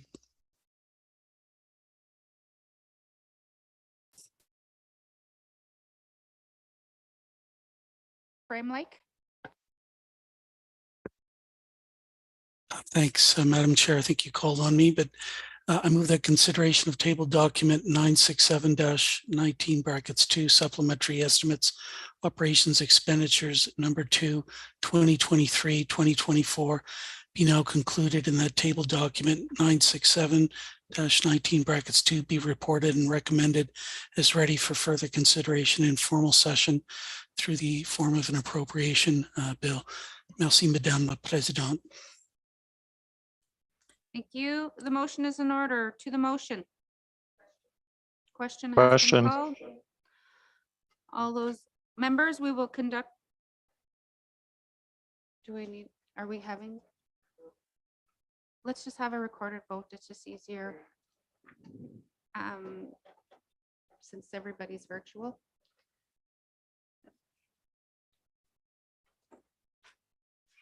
We'll conduct a recorded vote for the motion. When the clerk calls you, please state if you're in favor, opposed, or abstaining.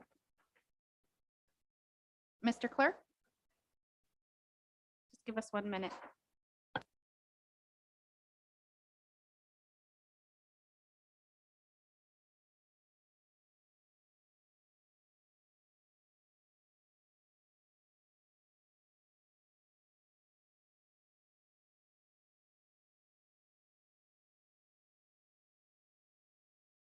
Mr. Clerk? Thank you. If members can please respond if they are in favor of the motion, which is the motion to concur with the estimates, opposed or abstaining when you're called on. I will begin with the member for Frame Lake.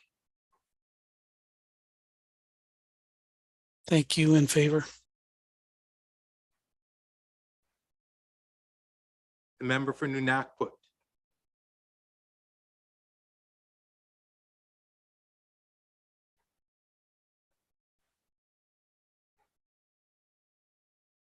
I'll return to the member for N.W.T. The member for Yellowknife North. In favor. The member for Tuniday-Welladay. In favor. The member for Montfouille. In favor. The member for Great Slave. In favor. The member for Nahende. In favor. The member for Yellowknife South.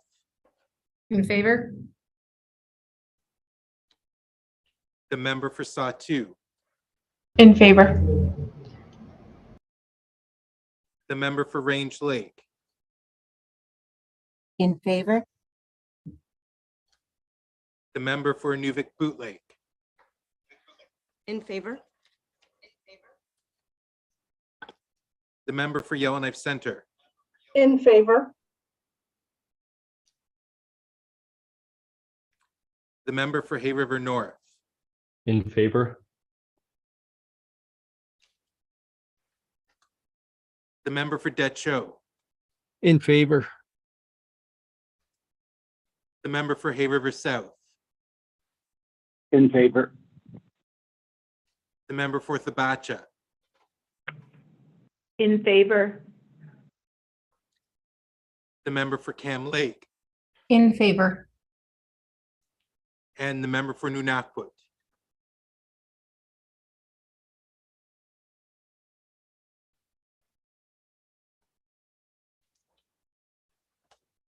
Pursuant to the rules, the member for N.W.T. has 3 minutes to contact us with the vote. Pursuant to the rules, the member for N.W.T. has 3 minutes to respond, to vote. The member for N.W.T. has confirmed, yes, he is in favor.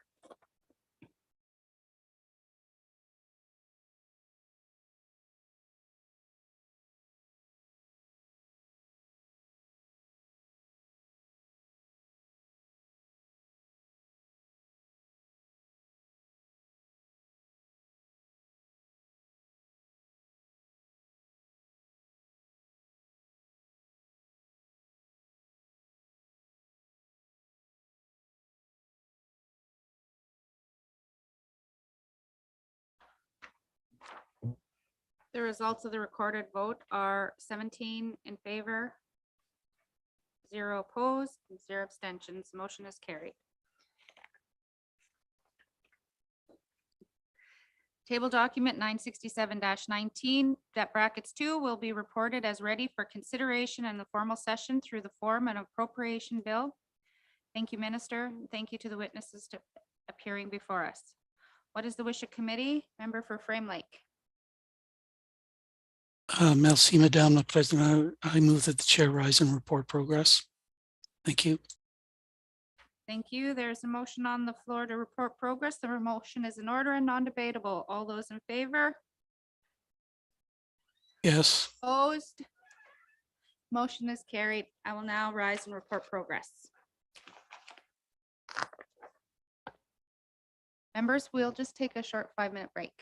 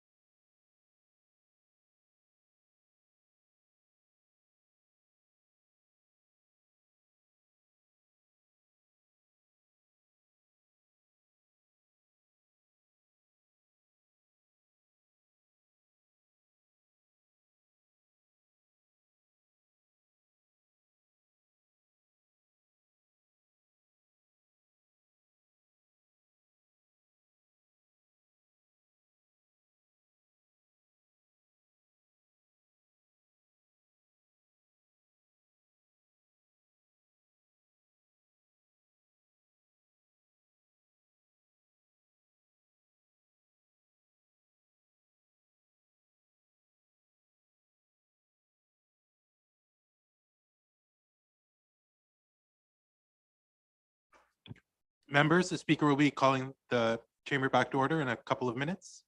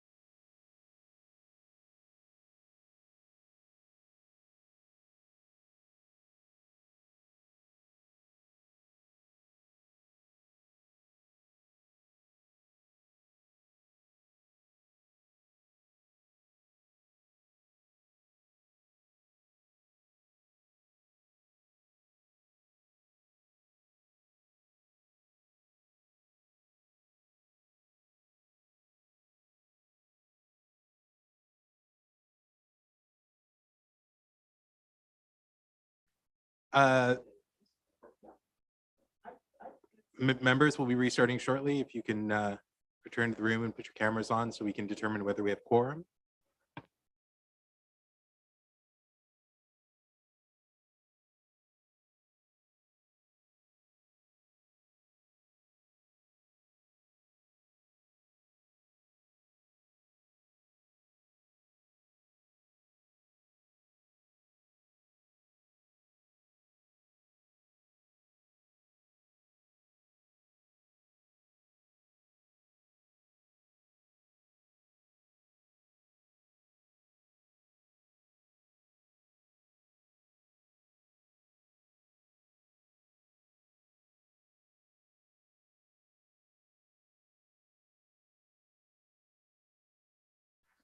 Thank you, colleagues. We'll continue.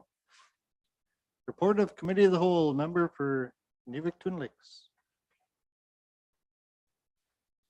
Mr. Speaker, your committee has been considering. Mr. Speaker, your committee has been considering table document 967-19 brackets 2 supplementary estimates, operation expenditures number 2, 2023, 2024. And I would like to report progress with one motion carried, and that consideration of table document 967-19 brackets 2 is concluded, and that the House concur in those estimates as amended, and that an appropriation bill be based on their be introduced without delay. And Mr. Speaker, I move that the report of the Committee of the Whole be concurred with. Thank you, member for INUVIK Twin Lakes. Do we have a seconder? Member for INUVIK Boot Lake. All those in favor? All those opposed? Any abstentions? Motion's carried. Notice is a motion for the first reading of bills. Notice is a motion for the first reading of bills. The member for Satu.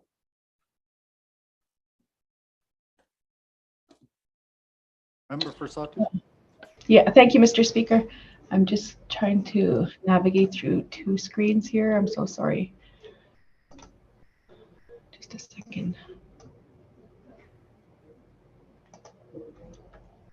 Mr. Speaker, I seek unanimous consent to waive Rule 6.1 bracket 1 so that Bill 90. The notice is a motion for the first reading of bills.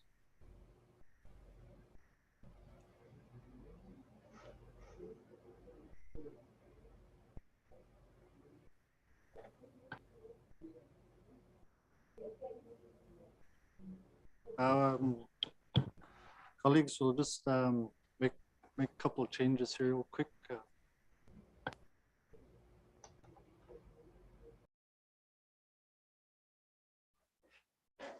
Notice is a motion for the first reading of bills. A member for INUVIK Boot Lake.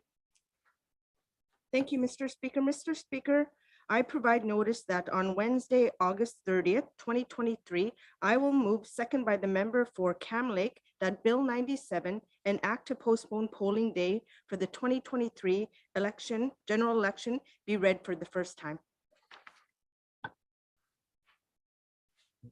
Thank you, member for INUVIK Boot Lake.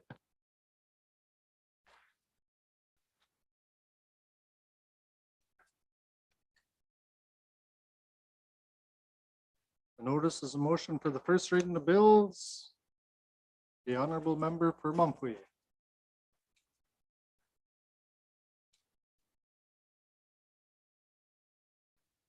Member for Thank Mumfwee. you. Thank you, Mr. Speaker.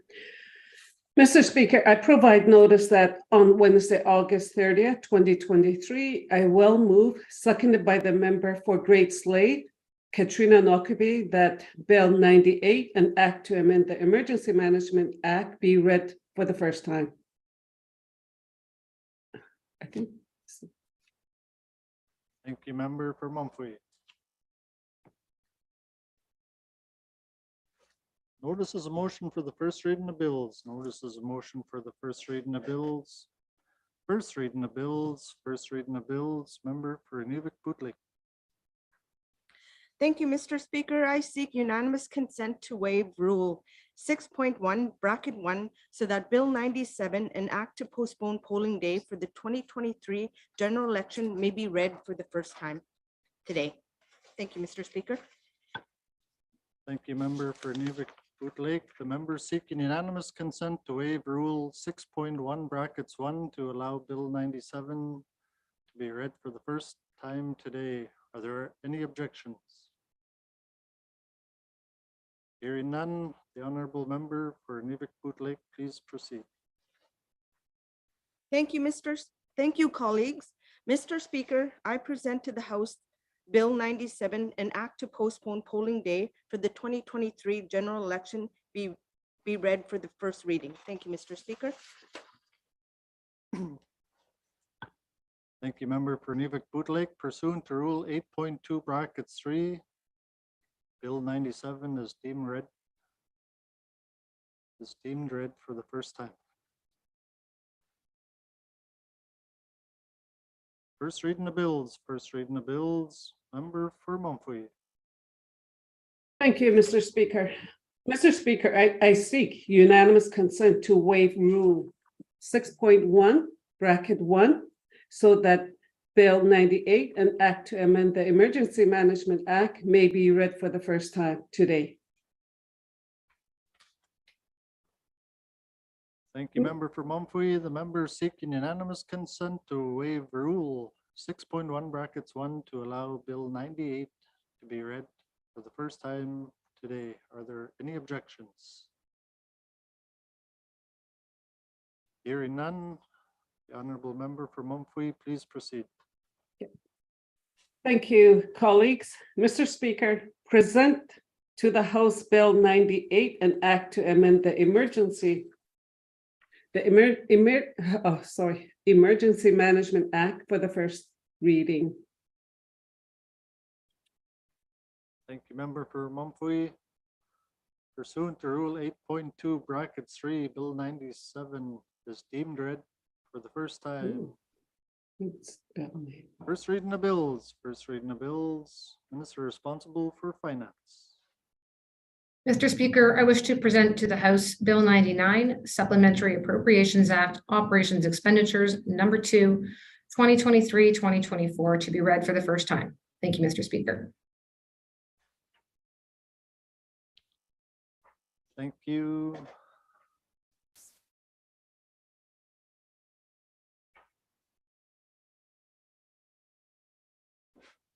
Thank you, Minister responsible for finance. Pursuant to Rule 8.2 brackets 3, Bill 98 is deemed read for the first time. First reading of bills. Second reading of bills.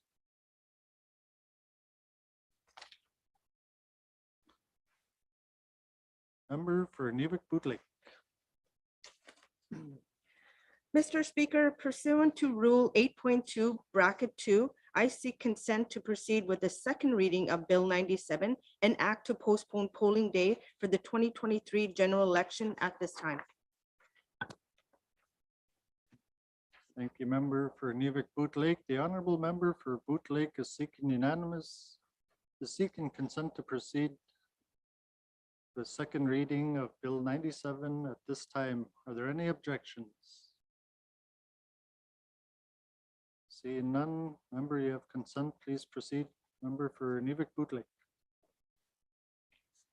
Thank you, colleagues. Mr. Speaker, I move, second by the member for Cam Lake, that Bill 97, an act to postpone polling day for the 2023 general election, be read for the second time. Thank you, Mr. Speaker.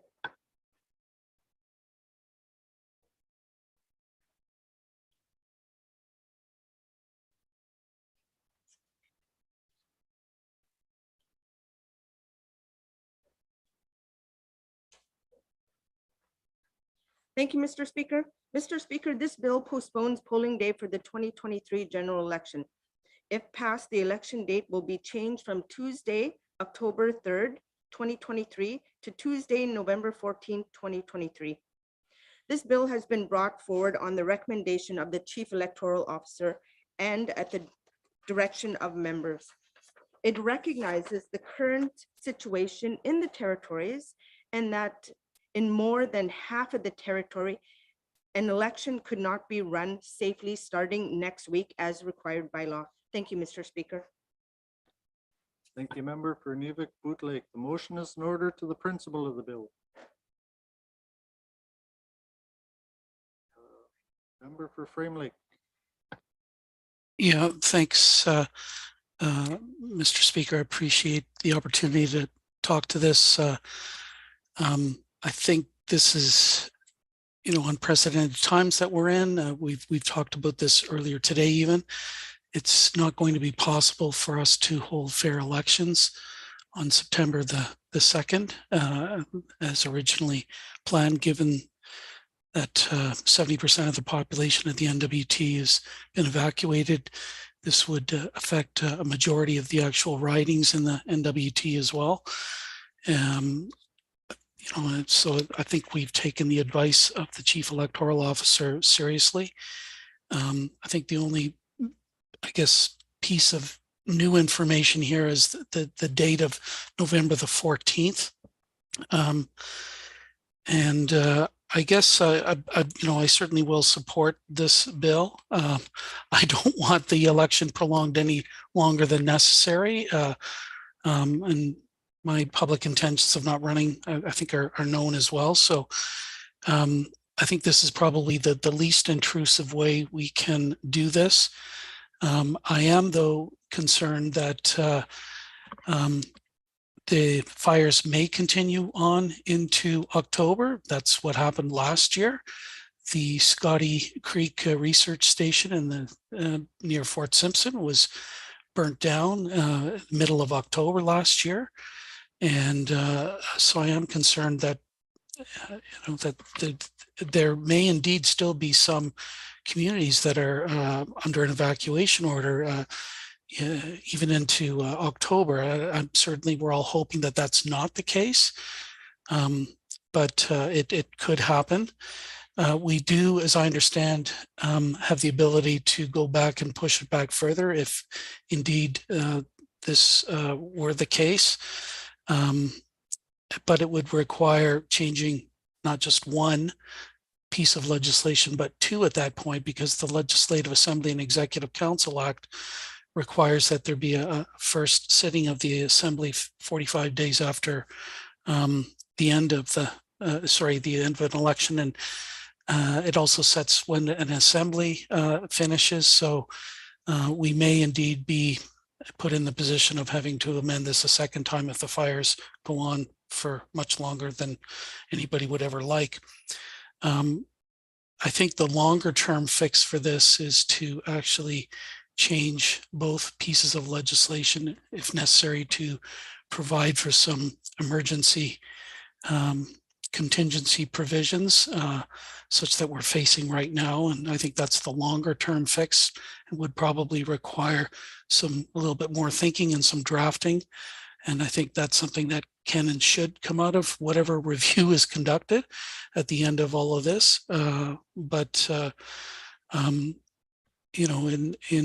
lieu of trying to find a way forward at this point, this is the least intrusive way, and I will support the bill. I want to thank our staff and the Chief Electoral Officer for the advice that they have all provided and input that they've given us on this. Thank you. Merci, Monsieur le Président.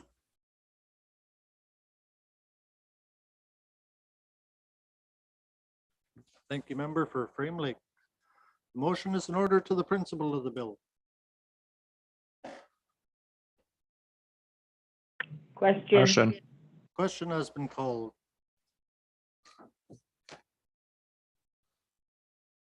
Pursuant to Rule 10.3 brackets 1, this will be a recorded vote. The clerk shall call out each member. Please reply with your vote either in favor, opposed, or abstaining.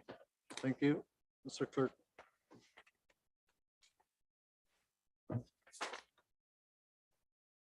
Thank you. The member for INUVIK Boot Lake. In favor. The member for Yellowknife Center.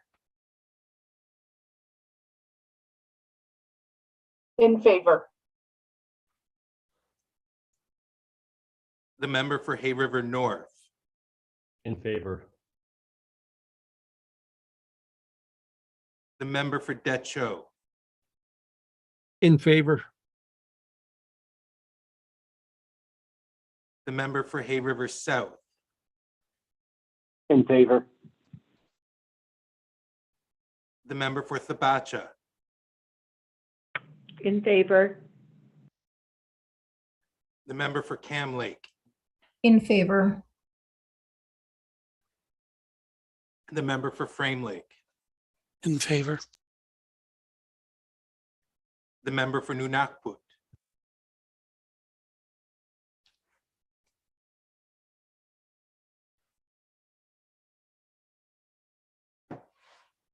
The member for N.W.T. I will return. The member for Yellowknife North. In favor. The member for Tuniday Williday.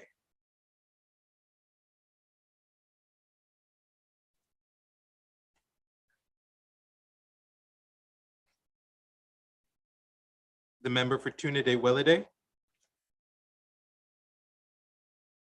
In favor. thank you.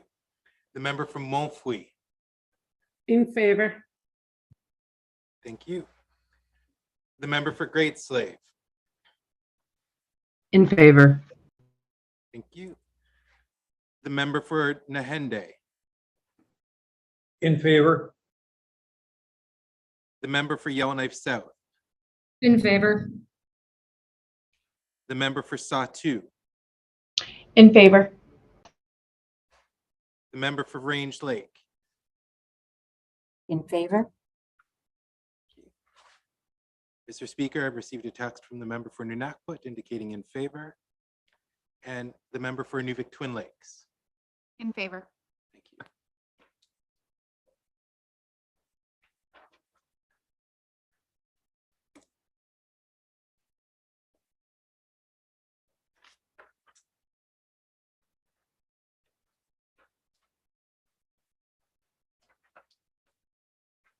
The results of the recorded vote. 18 in favor, 0 opposed, 0 abstentions. The motion is carried.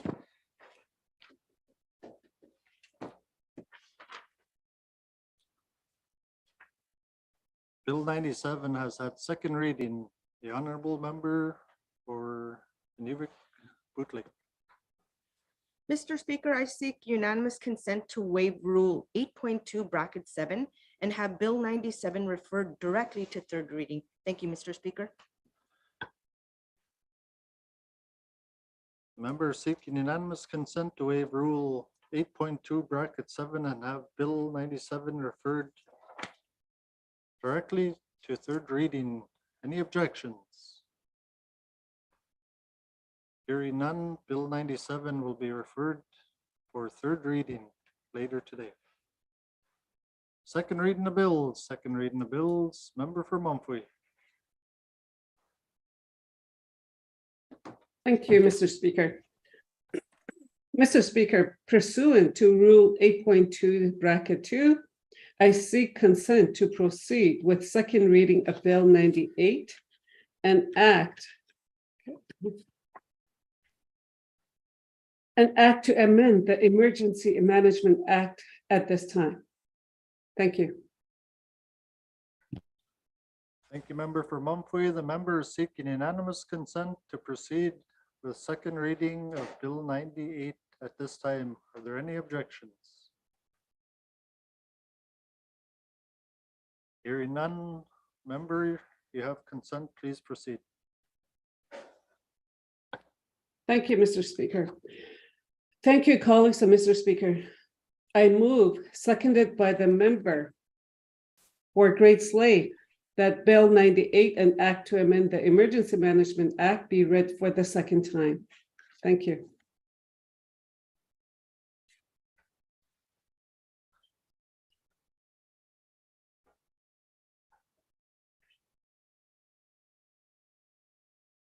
Thank you, member for Montfouille, if you'd like. Okay, no. I think I still have to proceed. Sorry about that. Mr. Speaker, the word Indigenous and Aboriginal cannot be found in the existing Emergency Management Act, and there is nothing in the Act requiring coordinations with Indigenous government or organizations in carrying out of emergency management duties. Thank you, Mr. Speaker. Thank you, member for Montfouille. The motion is in order to the principle of the bill. Member for Yellowknife North. Mr. Speaker, we could just let the seconder speak first, perhaps. Thank you. Sorry, I didn't see your hand. Member for Great Slave. Thank you, Mr. Speaker, and thank you to my colleague. I had written in the chat that I did want to speak to this bill. Mr. Speaker, I have spent the time since I left Yellowknife late Thursday evening dealing with numerous uncountable emails and messages and phone calls from people who have been evacuating and leaving the North. Many of these people are Indigenous. They have been reaching out to me. And in my time spent since this has started, I have become aware that there were no conversations with Indigenous governments ahead of all of this evacuation. No opportunity for Indigenous governments to bring their people home. No supports to bring them home. The people in Betchico do not have food right now, which is part of the reason I chose to leave the community. Everybody is relying on a northern store that has no supplies, that's getting a truck every now and then, and people are not being allowed into Yellowknife to do their shopping, including the elders' home. When I see all of this happening and I listen and see within the community the ability to have taken care of their own people, I wonder why they were not consulted by this cabinet, who talks a lot about their Indigenous relationships, but when the push came to shove, there was no conversation, as all of the public service left the Yellowknife and put a bunch of people on planes. And when I stood in that line, around that lineup at Sir John, I did not see the higher level senior management public servants standing there. In fact, I know most of them left before the order even was made public or told to us as MLAs. As this all has progressed, I have become aware of 50 to 70 homeless people that were dropped off at evacuation centers in the South, mostly Indigenous. One has OD'd and perhaps will probably die here in the next while. There has been a death of a person from Fort Smith that's been evacuated, and there has been a person badly burnt in the evacuation of Hay River that was then hit by a car due to the mass panic of people leaving the territory. So when I look at all of this and I look at the capabilities of our communities and I hear our premier say that other communities and other MLAs, thank you.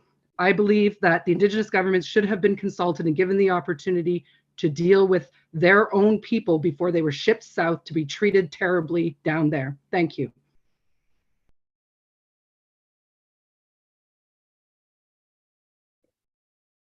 Thank you, member for Great Slave.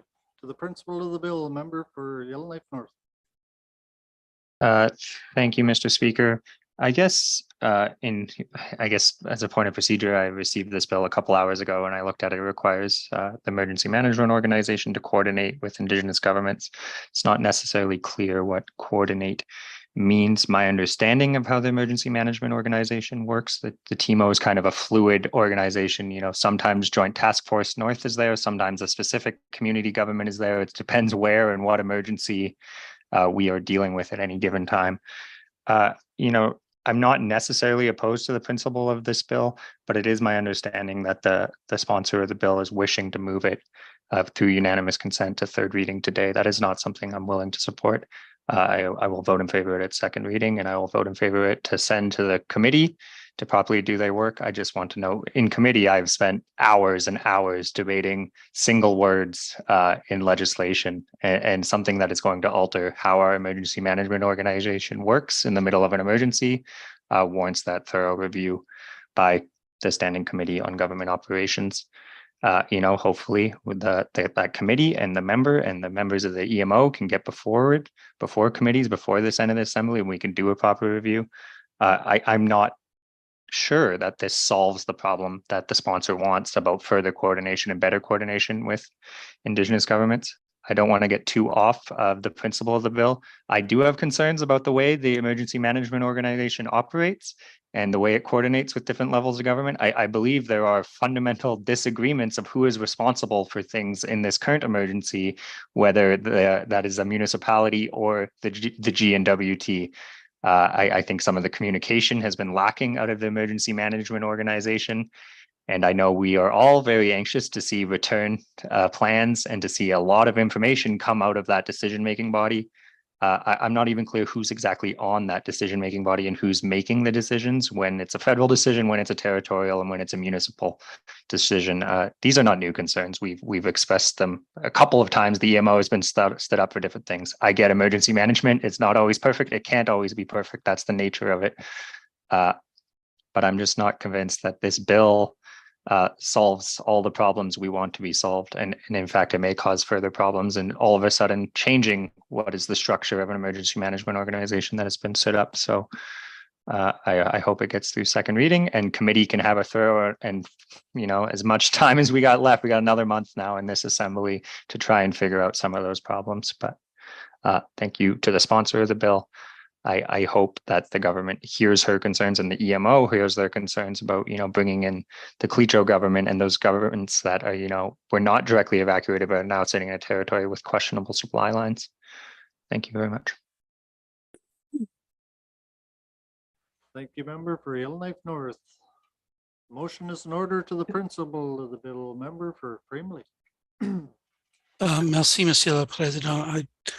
I want to thank the mover and the seconder for bringing forward the bill, but the public should know that we received it by email exactly 1 hour before this special sitting, so I really haven't had a lot of time to consider the bill, and I think it's kind of very unusual to get a bill in this matter. Of course, these are very unusual times.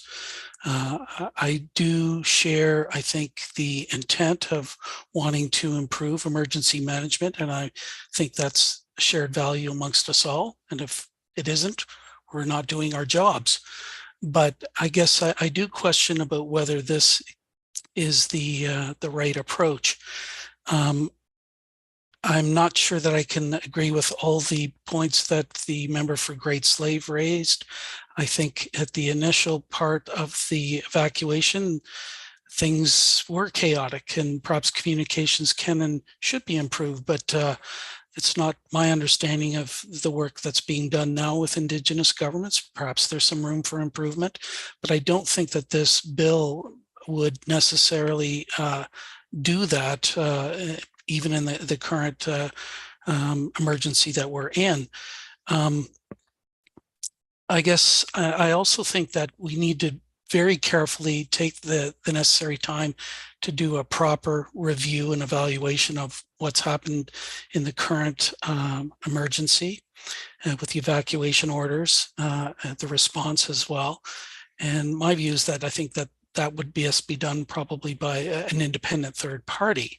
And that's in no way any criticism of any of our staff, the firefighters. They need to be a central part of whatever review takes place. But certainly the nature and of fire is changing as the climate is changing. It's a climate emergency, and I think the nature of fires changed dramatically over the last few years, and that needs to be part of whatever review takes place. Like my colleague from Yellowknife North, I'm not sure that it cannot happen within the lifetime of this assembly. I think we need to be very honest. I think if we have a sitting in September, that'll be an opportunity to ask some questions, have a debate around all of this, but we're still in the midst of this emergency. And I think we need to focus our time and effort on getting the work done to protect our communities, supporting the firefighters, the contractors, the volunteers that are doing the work. And working on behalf of our constituents, many of whom have been evacuated, to make sure that their needs are met as well. So I think our time and effort would be much better spent on those areas. I did have a look at the current legislation, and section 6.4 of the current legislation. This is where the minister, under the direction of the minister, the emergency management organization shall do a number of things. I will acknowledge that coordination with Indigenous governments is not mentioned in this bill, but it certainly does, in the legislation itself, but it does speak to the issue of emergency support, the emergency management activities of local authorities. So yeah, that can probably be fine-tuned, but I'm not convinced that doing this on the fly like this is the best way necessarily to address the issue, the problem.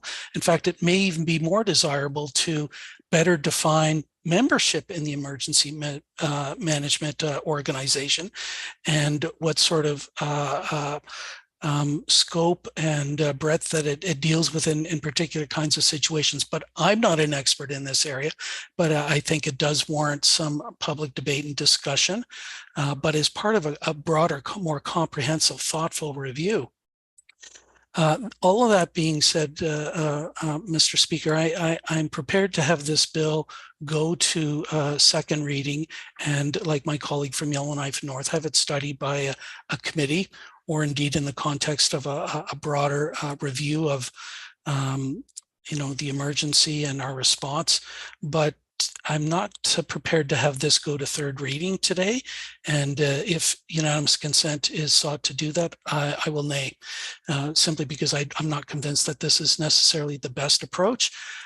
I also need more time to look at this, and I think it should be part of a much more comprehensive review of what's happening. And we need, again, Mr. Speaker, to focus our efforts on supporting those that are working and putting their own lives at risk to protect our communities. So that's where I think our effort would be best directed. Merci, Monsieur le Président. Thank you, member for Frame Lake. The motion is in order to the principle of the bill. Member for Nahende.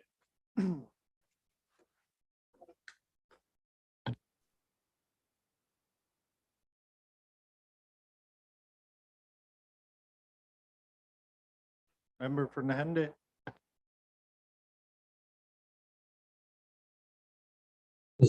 Are we there? Good now? Okay, sorry. So first and foremost, I've been in touch with the impacted IG leaders.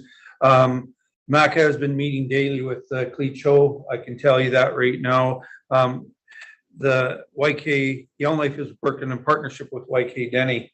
And there are several senior N.W.T staff in Yellowknife working. Mr. Speaker, amending the Emergency Management Act is in the middle of a severe ongoing emergency response is not safe or responsible thing to do. The Act provides a structure to coordinate emergency response through a territorial emergency management organization called TEMO. The TEMO includes representatives from jurisdictions actively responding to the emergency, including federal agency, territorial governments, departments, and local governments. These folks work under incredible difficult circumstances to activity quickly under an incident command model, which is best practice for emergency response around the world. I commend the work that the Clecho government, Quichin government, INUVIK Regional Council, Delany government, and other Indigenous governments and organizations for taking action to support their residents, and will continue to commit to have our officials, as they are available, to work collaboratively to support our shared goals. I cannot, however, agree that we should be retooling our emergency management in the middle of a crisis. Presently, we have 7 communities that are evacuated from their homes. Implementing structural changes to our EMO in the middle of a crisis is not fair to the people already working at organization, and they need to be able to rely on predictable approaches and clear responsibilities as they're doing their work. If suddenly and without planning 15 new organizations are added to the response activity, I am gravely concerned that TEMO's ability to function as intended and as needed. Right now, local governments are part of the TEMO, and in some cases, the local government is the Indigenous government. I recognize that we should be doing some work to consider better defining roles for IGs in the TEMO, but that today is not today. What we can do today is commit to work with all IGs and have a proper review of the Emergency Management Act when circumstances allow. So therefore, Mr. Speaker, Cabinet will be naying this second reading or going to the third reading. Thank you, Mr. Speaker.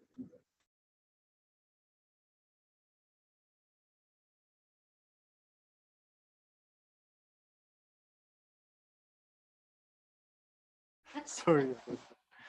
The motion is in order to the principle of the bill. Member for Haver South. Thank you, Mr. Speaker. Mr. Speaker, I'd like to thank the mover and seconder of the bill as well, because I think it does have merit. As far as I'm concerned, Indigenous participation is important and paramount when it comes to protection of our land, forests, and communities.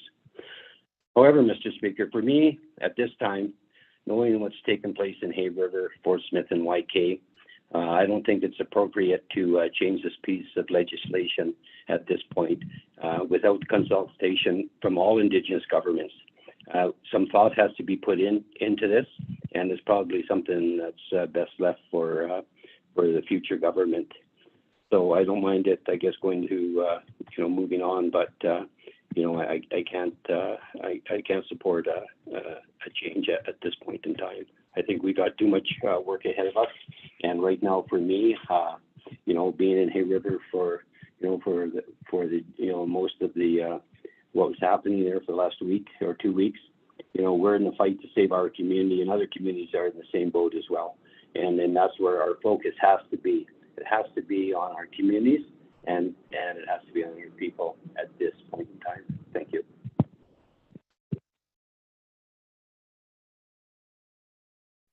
Thank you, member for Hay River South. The motion is in order to the principle of the bill. I will allow member for Kamloops.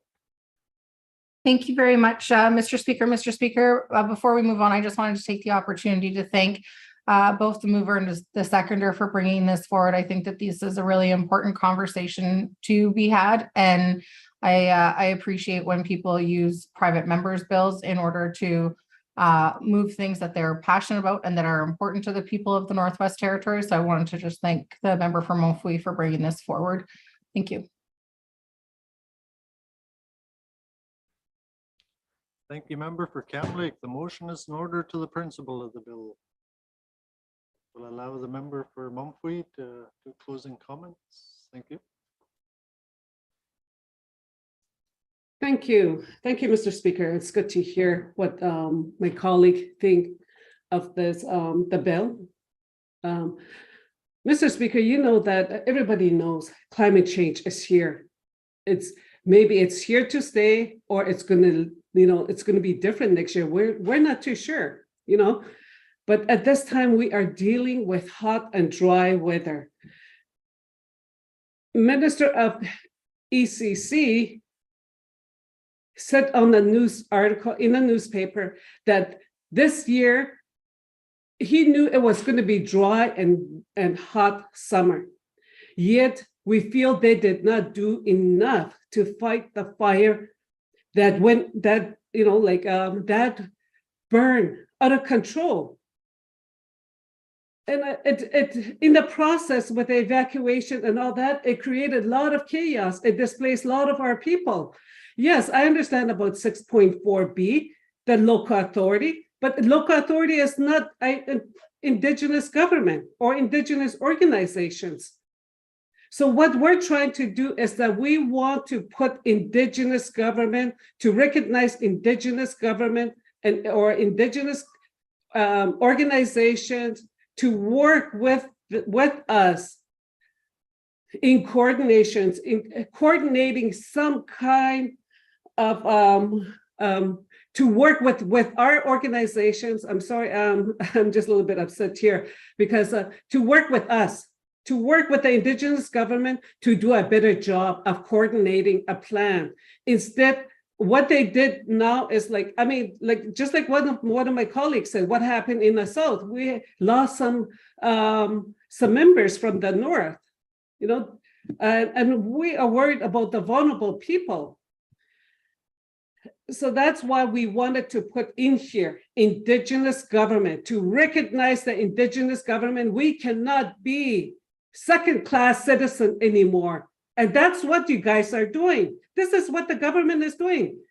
We're second class. Like all this was happening in our land, and we were not consulted. Twitcher government was not consulted. Other Indigenous government were not consulted about the state of emergency and about the evacuation that was going to happen in Yellowknife, because that state of emergency put our life at risk. And there's still 28 communities that we have to consider.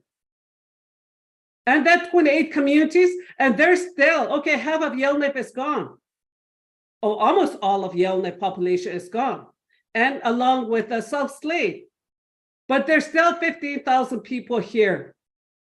And it is us that's going to be here, not we know we lost some Northwest Territories resident as a result of all this, as a result of the evacuation. Some of them are not going to come back. We know that, you know. So I want to say that, Mr. Speaker, in times like this, many of our elders have said, you know, we may not like each other, but make an effort to work with each other to move forward. We should put our political difference aside and try to work with each other, to support each other, to move this government forward. This is not about us. It's not about the cabinet. It's not about all the regular MLAs. It is about the people of the Northwest Territories. So we don't have to go through another chaos like this, because the climate change is here to stay. And the expert that Minister keep referring to, well, the expert needs help.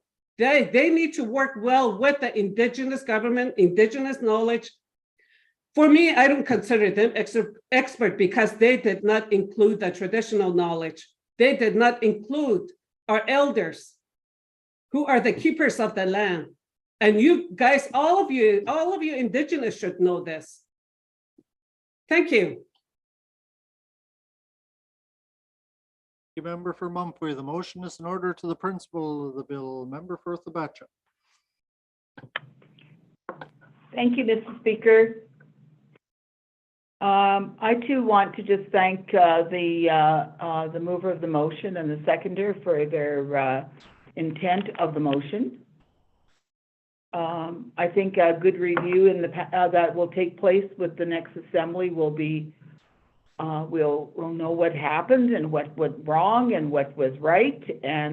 But I'm not going to be questioning some of the, I want to remain calm because that's what my constituents would appreciate. I know for a fact, as a former chief of the Salt River First Nation, that I've been chief for 14 years. And Indigenous governments in the community of Fort Smith were always kept informed. Throughout the every step to the evacuation.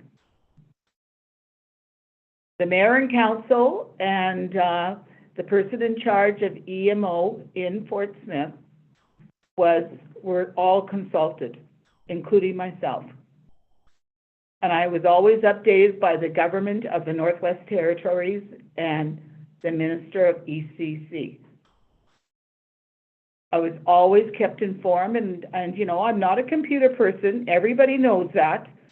And so they either text me, and then I'd look at my emails because I know how to do that.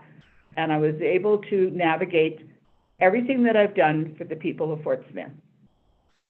At this point, I really do not want to sound like, there might have been some communication gaps, but those communication gaps were for me to make sure that the communication gap was addressed. Every MLA has to do that. That's my job. I was, like I said previously, the 1-800 number. I'm not going to be questioning what the first responders are doing or not doing. It's not up to me because I know they're trying to save my community, which is still at risk. Okay, when you have 30 degrees Celsius at this time of year, that's unusual. But I will not be saying that we have to go ahead and do the EMO bill, that the private members bill that's before us. I will not be supporting that at this time. You can't do that in the middle of the emergency. There's time and place for everything. And in the next assembly or in the next sitting in September, we'll have a debate on this. And I will not be supporting the amendment of Bill 98 in the second reading. Thank you, Mr. Speaker.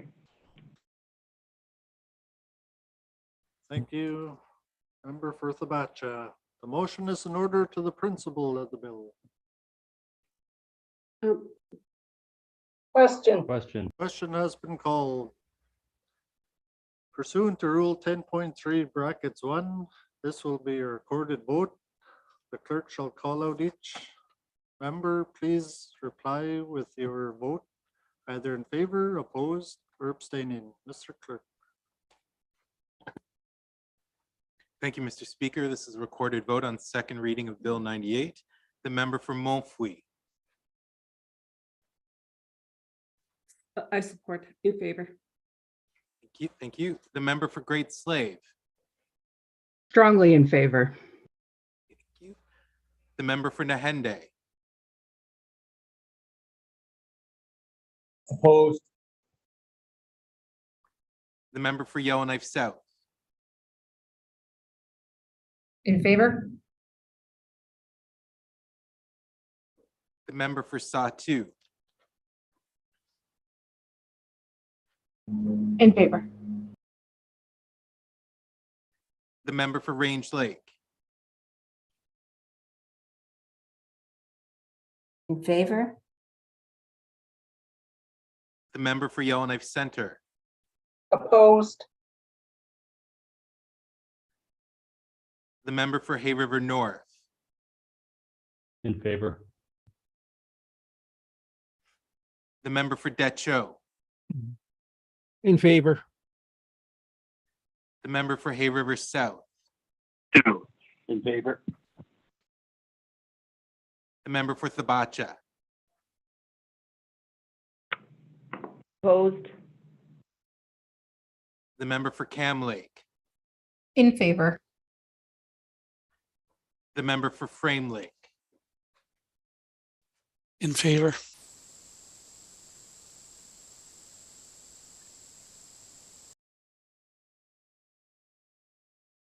The member for Nunavut has indicated that he is opposed. The member for Yellowknife North. In favor. The member for Tunaday Welladay. In favor? The member for INUVIK Boot Lake. In favor? The member for INUVIK Twin Lakes. In favor?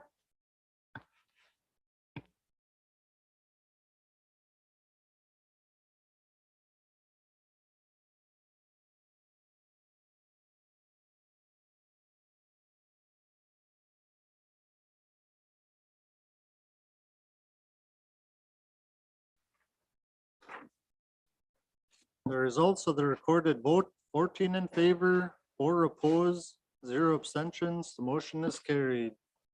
Bill 98 has had second reading. The honorable member for Montfouille.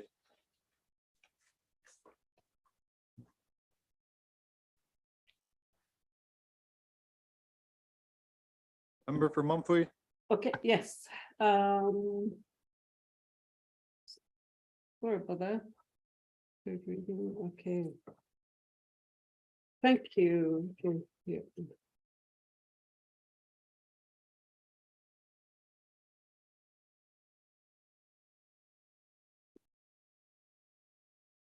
Sorry about that, Mr. Speaker. So, can you just give me a few minutes? Page 12. Page 12? Okay.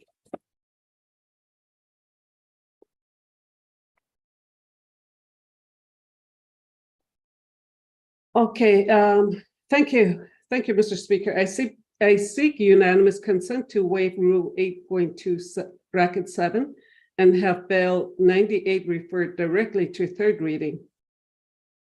Mr. Speaker, oh, okay, that's you. Okay, sorry about that. Thank you, member for Montfouille.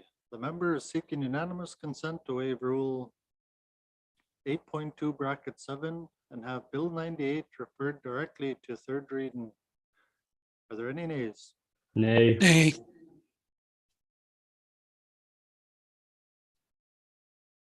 Colleagues, there is not unanimous consent to refer to third reading. The bill stands referred to the Standing Committee on Government Operations for further work to be done.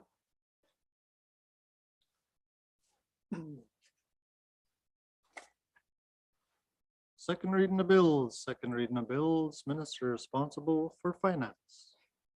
Mr. Speaker, I move, seconded by the honorable member for Nahende, that Bill 99, Supplementary Appropriations Act, Operations Expenditures number 2, 2023-2024, be read for the second time.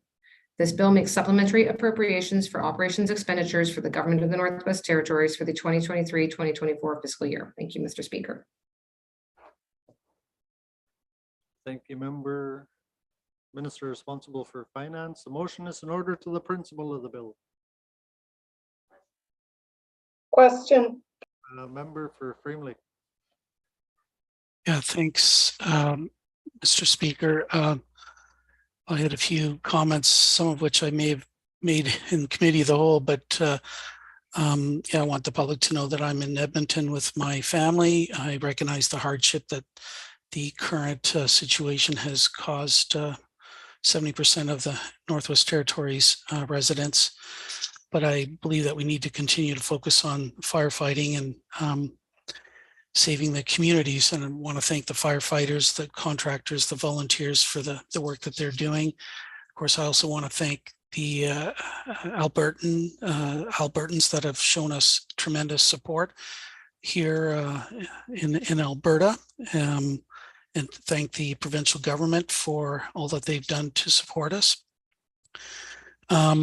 And I've already said, I think there is going to be a time and a place to review and question what happened during the emergency and the response, but I don't think today is that day. And I think we need to pull together and focus on supporting those that are protecting our communities and helping our constituents here in the South. So I will support the supplementary appropriation. But in my view, clearly it's not enough. This is an interim step. I think the finance minister also recognizes that. She talked about bringing forward another supplementary appropriation when we get to a sitting in September that will deal with perhaps more of the emergency response side. So I am worried about what this bill does not contain, or what this bill does not authorize, at least in terms of spending. And you know, the finance minister did say that the firefighting costs, at least under the current arrangement with the federal government for disaster assistance, are not covered. And that's, we're not going to change that policy, that approach from the federal government unilaterally. That's something that's going to require some work. And I want to thank Cabinet for the work that they've started to do on that, but also recognizing that if the doors are open for the Northwest Territories, I'm sure British Columbia will be right behind, and other jurisdictions across the country that have had a horrific season of fires. So I am worried about what this particular supplementary appropriation will do in terms of our fiscal responsibility, policy compliance, and debt. And that's not to begrudge the firefighters or not supporting them in any way, but obviously, these things do cause some financial implications, and those need to be carefully considered and managed. I think this is going to have implications not just for the rest of this assembly, but the next assembly in terms of what infrastructure, what sort of projects should receive priority. And in my humble opinion, as I've always said in this assembly, housing continues and should be the highest priority for our infrastructure.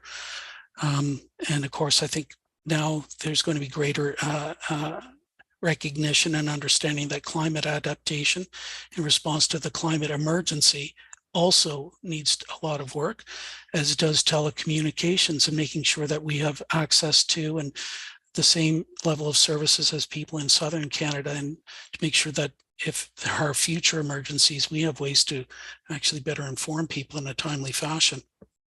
So that's going to mean that some infrastructure projects will probably fall off the radar. And I don't think that's a bad thing, but we need to focus on the things that matter and that count for our people moving forward. I am a bit worried too that even I think some of the evacuation costs are not going to be recoverable from the federal government unless there's strictly damage to property and buildings and so on. But so I think some of the evacuation costs will not be recoverable from the federal government. I do want to thank Cabinet for bringing forward the evacuation transport assistance program, but it's not enough. We did have discussions about this. I think the amount needs to be increased from $750 to a much greater level, and other members have started to talk about that. I also think that the scope of the program needs to be broadened as well. Other members have talked about how people paid out of their own pockets so that they could fly out on commercial flights to avoid putting stress on the necessary government evacuation flights. And I think those people deserve some consideration and need to be treated fairly as those that drove out. I'm also aware of people that did take the government flights out to southern locations, and in some cases were not able to access services or whatever. So I think we've got to find a fair way to treat everybody who's been evacuated. And I think the current program as envisioned is a start, but it needs some more work.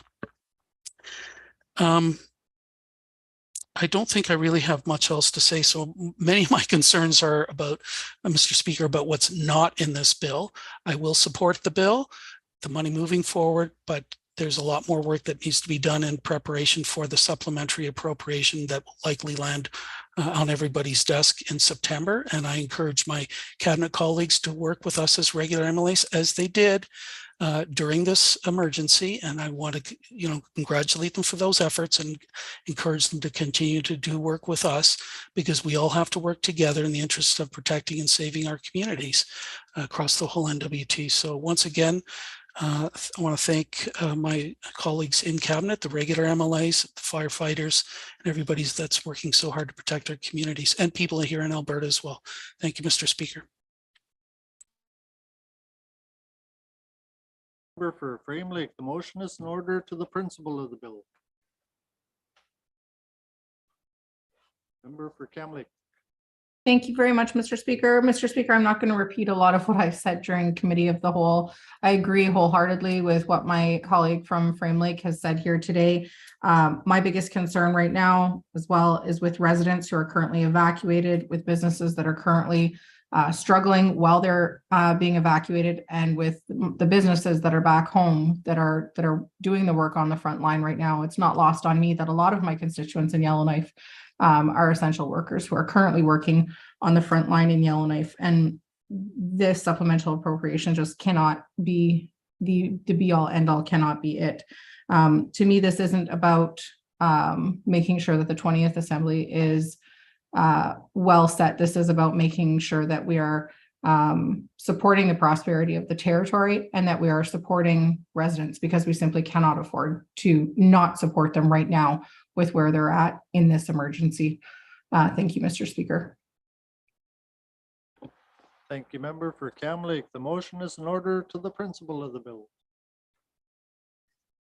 Member for Great Slave. Thank you, Mr. Speaker. I won't reiterate a lot of what my colleagues have said, but I do want to also point out that given in the past that as we dealt with COVID and the payments that came out around that, there were a lot of community promises made that communities would be paid back for costs they incurred. And then that was never followed through on when the federal money came through. So I just want to ensure that cabinet realizes that that can't happen again this time, and that any money and promises made to communities that, they were going to have things paid back for, or orders that they were given that they needed to follow, that they be reimbursed for those costs, and that communities that are underfunded are not the ones bearing the cost of the N.W.T having their emergency response plan last updated in 2018. Thank you. Thank you, member for Great Slave. The motion is in order to the principle of the bill. Member for INUVIK Twin Lakes. Thank you, Mr. Speaker. And I just wanted to speak a little bit in regards to being in support of this motion. That we know that there's going to be continued efforts, there's going to be continued costs fighting this fire. we receive updates daily on the activity, and it's doesn't seem to be getting any better in some of our southern communities. And for that, I'm fully support of this, but I too want to just raise a couple of issues that is not in this bill, and that I hope that the minister and their staff will hear, is that when the evacuation did happen, Indigenous governments did step up. People have connections to the north of the territory. People flew because there were flights north. And INUVIK is not an evacuation center, but many people flew here with the monies that they received from their Indigenous groups because they could afford to, instead of being a burden on the South or going south where they're not comfortable. And so I just wanted to make sure that finance is hearing that, because a $400 fee does not cover the cost for them to get back. It costs more than what their Indigenous group to get them on that flight to get here. And they have their own accommodations and their, and things like that, because they're not an evacuation center. So I just wanted to make sure that those people are also being looked at, that did do what the government asks, is to get out if they can, and they did go to other parts of the territory. And they did come home to the north. So I just wanted to make sure that that's being out there and that it's going to be looked at as well. Thank you, Mr. Speaker. Thank you, member for INUVIK Twin Lakes. The motion is in order to the principle of the bill. Member for Haver South. Thank you, Mr. Speaker. Yeah, I support the bill. Knowing how hard and the efforts that frontline workers and those that support them, the effort that they're putting into fighting this fire, not only in Hay River, but throughout the territories. To reach their goals, they need equipment, they need supplies and that all takes money. And we have to provide that to them so that they have what they need in a timely manner. I know I did send a letter or an email to the premier and asked for more money be given to those evacuees that went out on their own. And I said, if they weren't going to give them anything, then, I would not support this bill, and I would try and convince others not to support it as well. But some money did go to the evacuees, not as much as I would have liked to seen, and I'm hoping that the premier and cabinet can and hopefully encourage the federal government to step up and to provide some additional dollars to the people who did evacuate on their own and took that initiative. So, but knowing the work and that's going on in Hay River, especially, and how delicate it is there in this last few days, the fire is so close to town. I've got to support this bill and make sure that, or this appropriation bill, and make sure that the firefighters and the department has the money it needs to win the battle. Thank you. Thank you, member for Haver South. The motion is in order to the principle of the bill.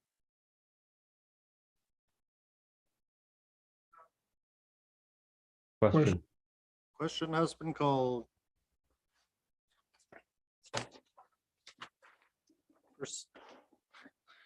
Pursuant to Rule 10.3 brackets 1, this will be a recorded vote. The clerk shall call out each member. Please reply with your vote either in favor, opposed, or abstaining. Mr. Clerk. Thank you, Mr. Speaker. This is a recorded vote on second reading of Bill 99. The member for Yellowknife South. In favor? The member for Saw 2. In favor. The member for Range Lake. In favor. The member for Yellowknife Center. In favor.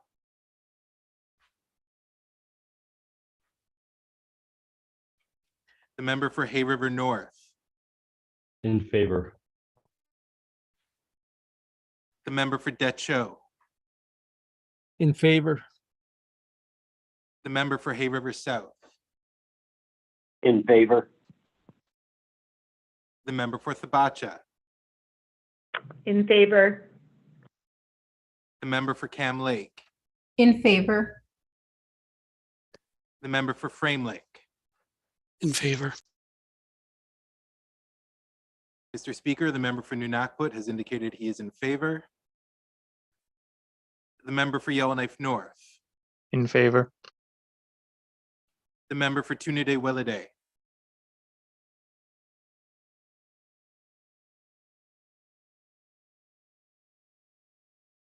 The member for Tunide Welliday. In favor. Thank you. The member for Montfouet. In favor. The member for Great Slave. In favor. The member for Nahende. In favor. The member for INUVIK Boot Lake. In favor. The member for INUVIK Twin Lakes. In favor.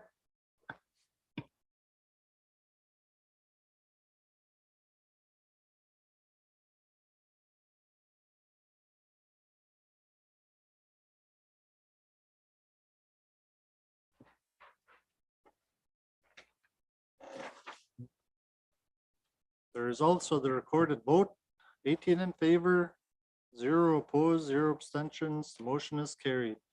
Bill 99 has had second reading. Second reading of bills, second reading of bills.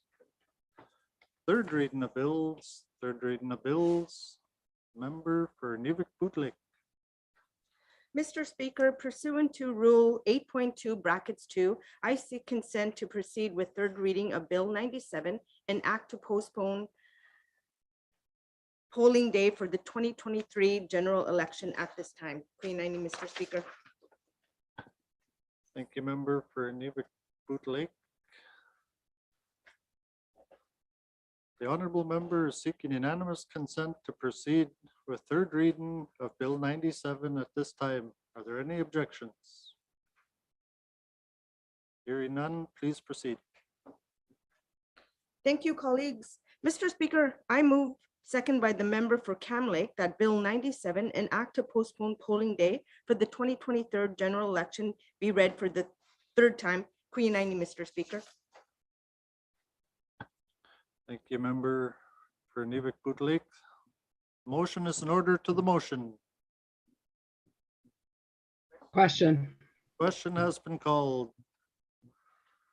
Pursuant to Rule 10.3 brackets 1, this will be a recorded vote. The clerk shall call out each member. Please reply with your vote either in favor, opposed, or abstaining. Thank you, Mr. Clerk. Thank you, Mr. Speaker. This is a recorded vote for third reading of Bill 97. The member for INUVIK Boot Lake. In favor. The member for Yellowknife Center. In favor. The member for Hay River North. In favor. The member for Decho. In favor. The member for Hay River South. In favor. The member for Thabacha. In favor. The member for Cam Lake. In favor. The member for Frame Lake. In favor. Mr. Speaker, the member for Nunakput has indicated he is in favor. The member for Yellowknife North. In favor. The member for Tunide Welliday. In favor. The member for Montfouet. In favor. The member for Great Slave. In favor. The member for Nahende. In favor. The member for Yellowknife South. In favor. The member for Sawtoo. In favor. The member for Range Lake. In favor. The member for INUVIK Twin Lakes. In favor.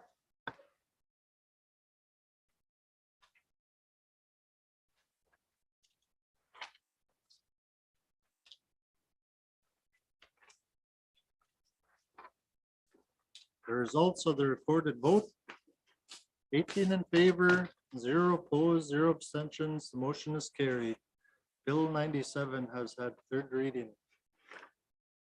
Third reading of bills, third reading of bills.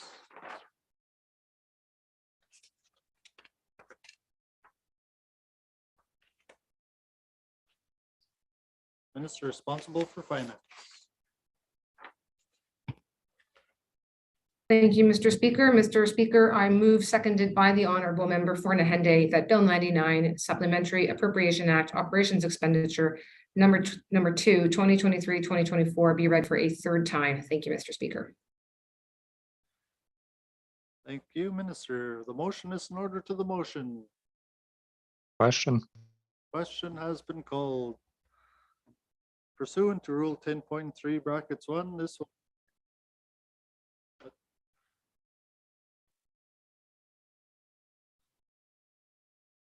will be a recorded vote. The clerk shall call out each member. Please reply with your vote either in favor, oppose, or abstaining.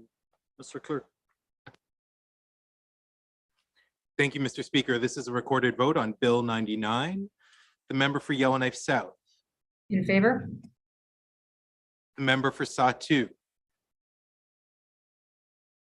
In favor. The member for Range Lake. In favor? The member for Yellowknife Center. In favor. The member for Hay River North. In favor? The member for Decho. In favor? The member for Hay River South. In favor. The member for Thabacha. In favor. The member for Cam Lake. In favor. The member for Frame Lake. In favor. Mr. Speaker, the member for Nunakput has indicated he is in favor. The member for Yellowknife North. In favor. The member for Tunide-Welliday. In favor. The member for Montfouille.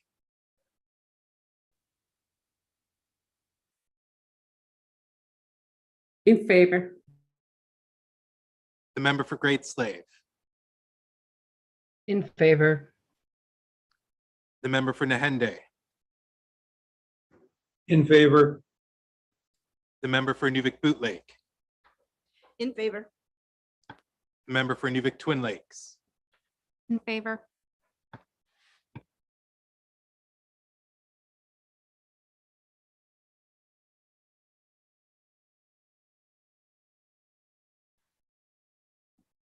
The results of the recorded vote, 18 in favor, 0 opposed, 0 abstentions. The motion is carried. Bill 99 has had third reading.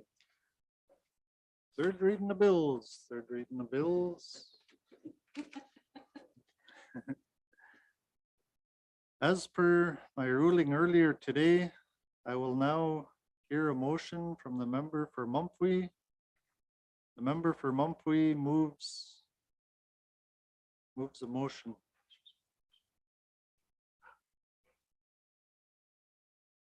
Member for Montfouille. Okay, thank you. Thank you. Okay. Okay. Thank you, Mr. Speaker. Mr. Speaker, during the evacuation of Yellowknife and areas indigenous. 1 second, member for Montfouille, you have to move the motion.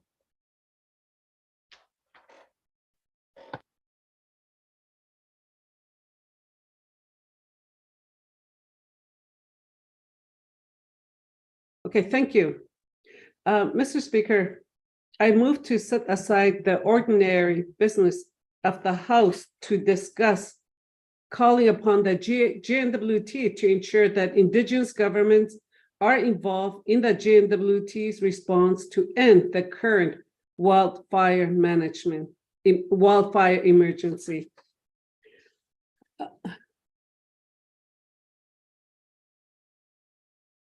I think it's you now.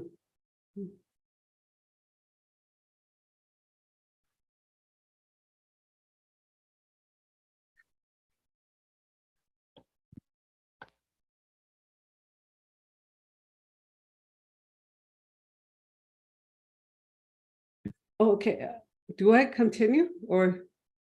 Yes, just go into your, you could,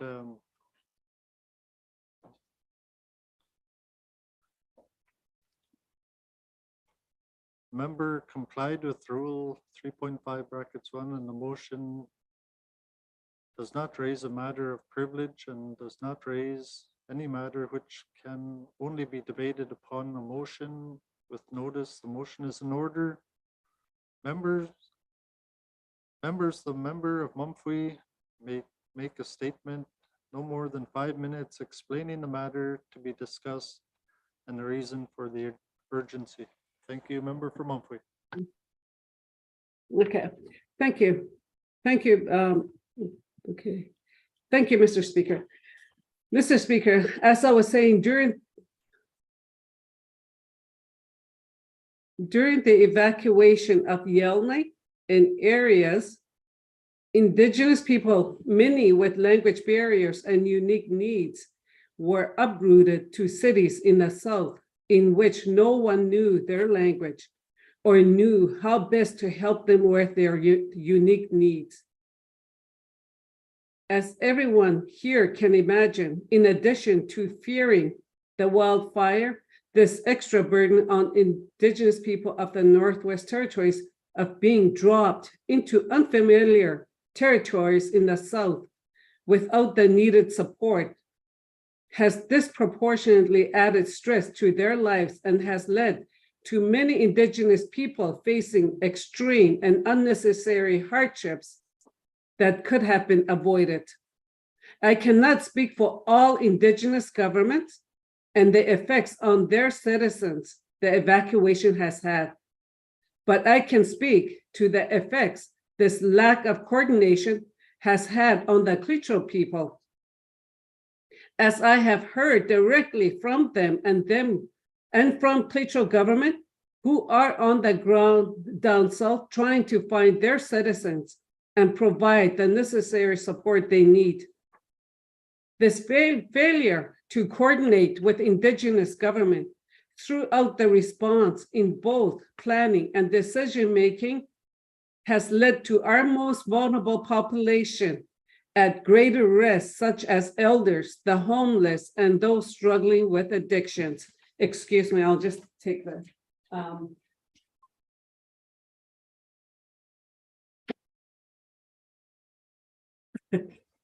Sorry about that. This failure to coordinate with Indigenous government throughout the response in both planning and decision-making has led to our most vulnerable population at greater risk, such as elders, the homeless, and those struggling with addictions. If steps were taken to coordinate with Indigenous government, they could have made sure their people were taken to the safest possible environment, in some cases of their own communities, and provided with immediate support. Instead, Klitschko and other Indigenous people of the Northwest Territories were shipped out across the country to large cities in Alberta, BC, Manitoba, and Yukon. I have heard directly that people went missing for several days and were put in unsafe situations, such as homeless people with no IDs, money, or contacts in streets of large cities. Even child welfare issues as well. Klitschko government went so far as to create its own registration system to track down where its citizens were. They have sent staff and volunteers down south to provide necessary support to its people. They have set up their own support center in the south and are actively engaged in supporting its people in the cities. Thousands of kilometers away from home in unfamiliar place, Indigenous people of the Northwest Territories are cut off from their home communities and support of their people. This could and should have been avoided with proper planning and coordinations with Indigenous government and organizations.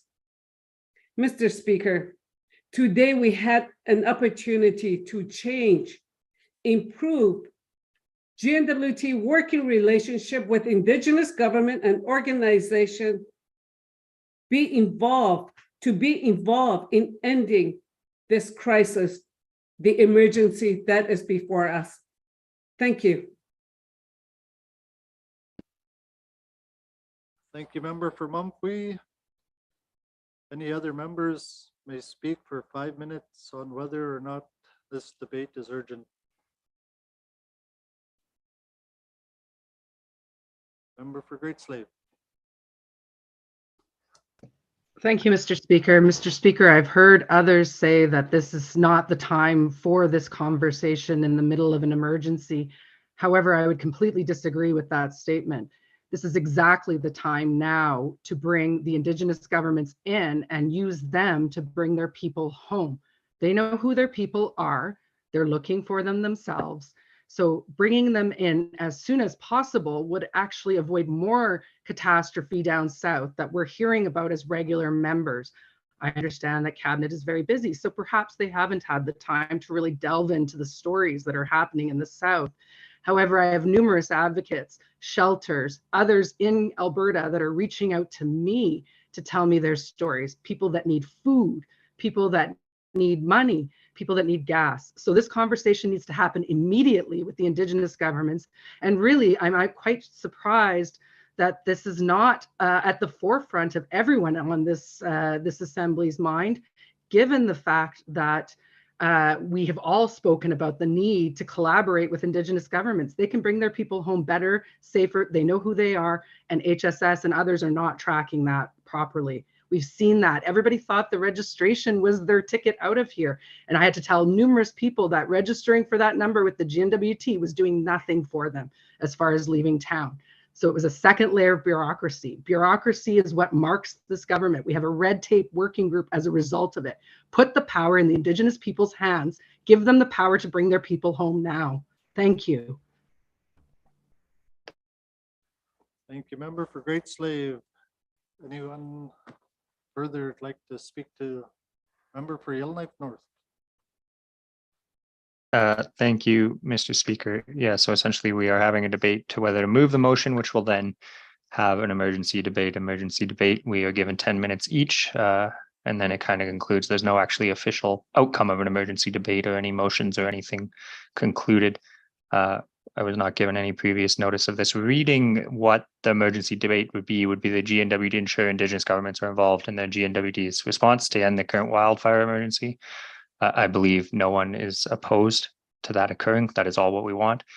Perhaps really the outcome here is that the GNWT go away and do that.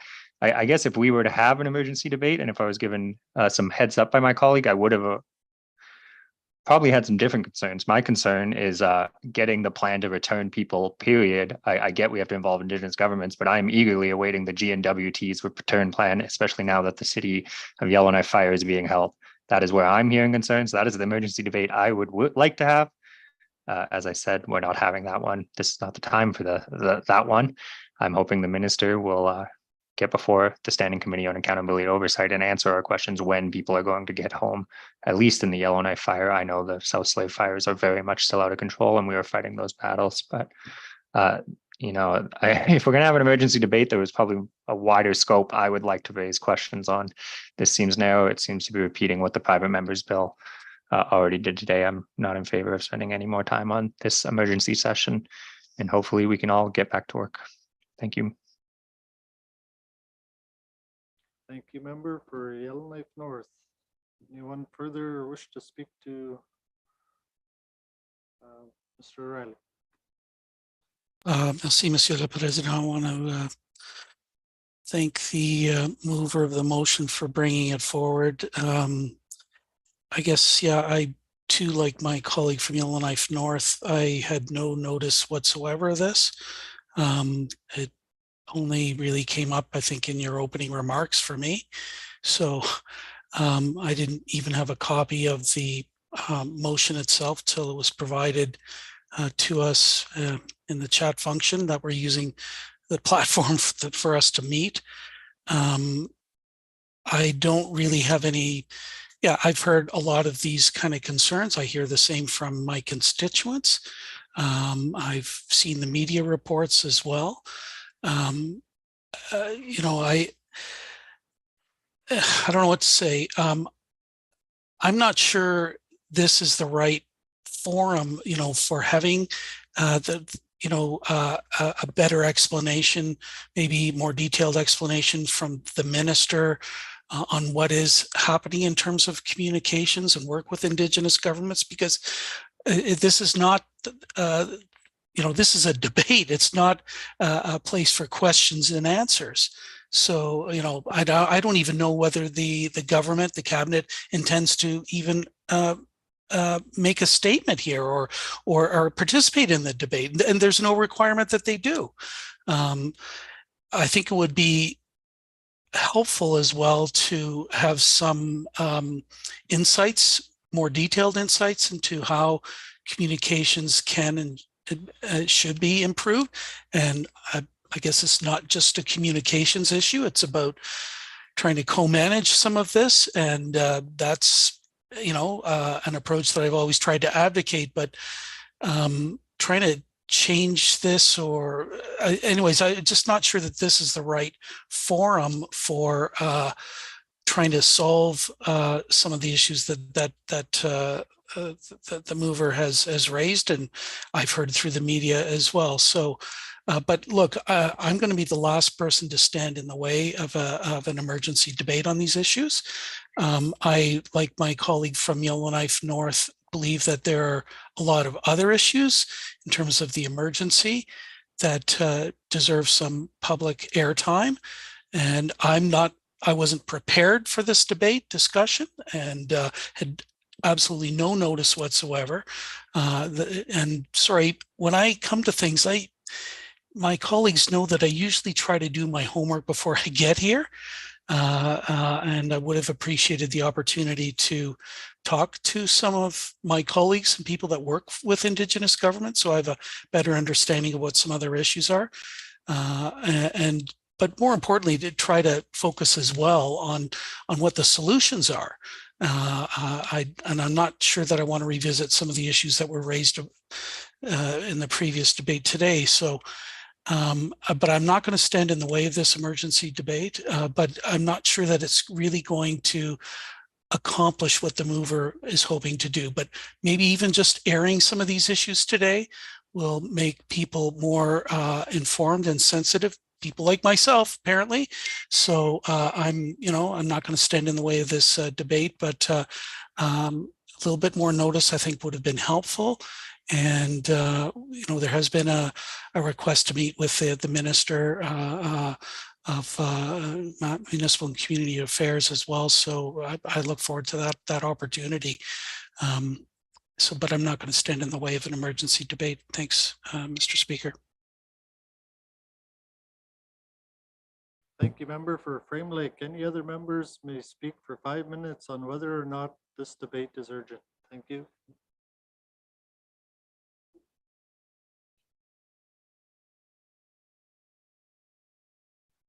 Seeing no further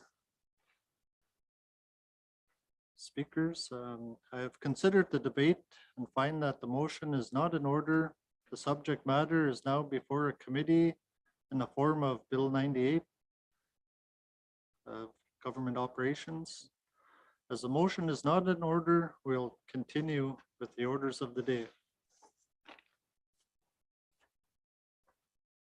Members, thank you for your work, patience, and cooperation today. You have dealt with important business on behalf of residents of the Northwest Territories. The Commissioner will be asked to assent in writing to the bills you passed today. Thanks again to the town of INUVIK for the use of their council chamber. Members, when it is safe to do so, I will recall the assembly in Yellowknife. There is still important work to do before the end of the 19th Assembly.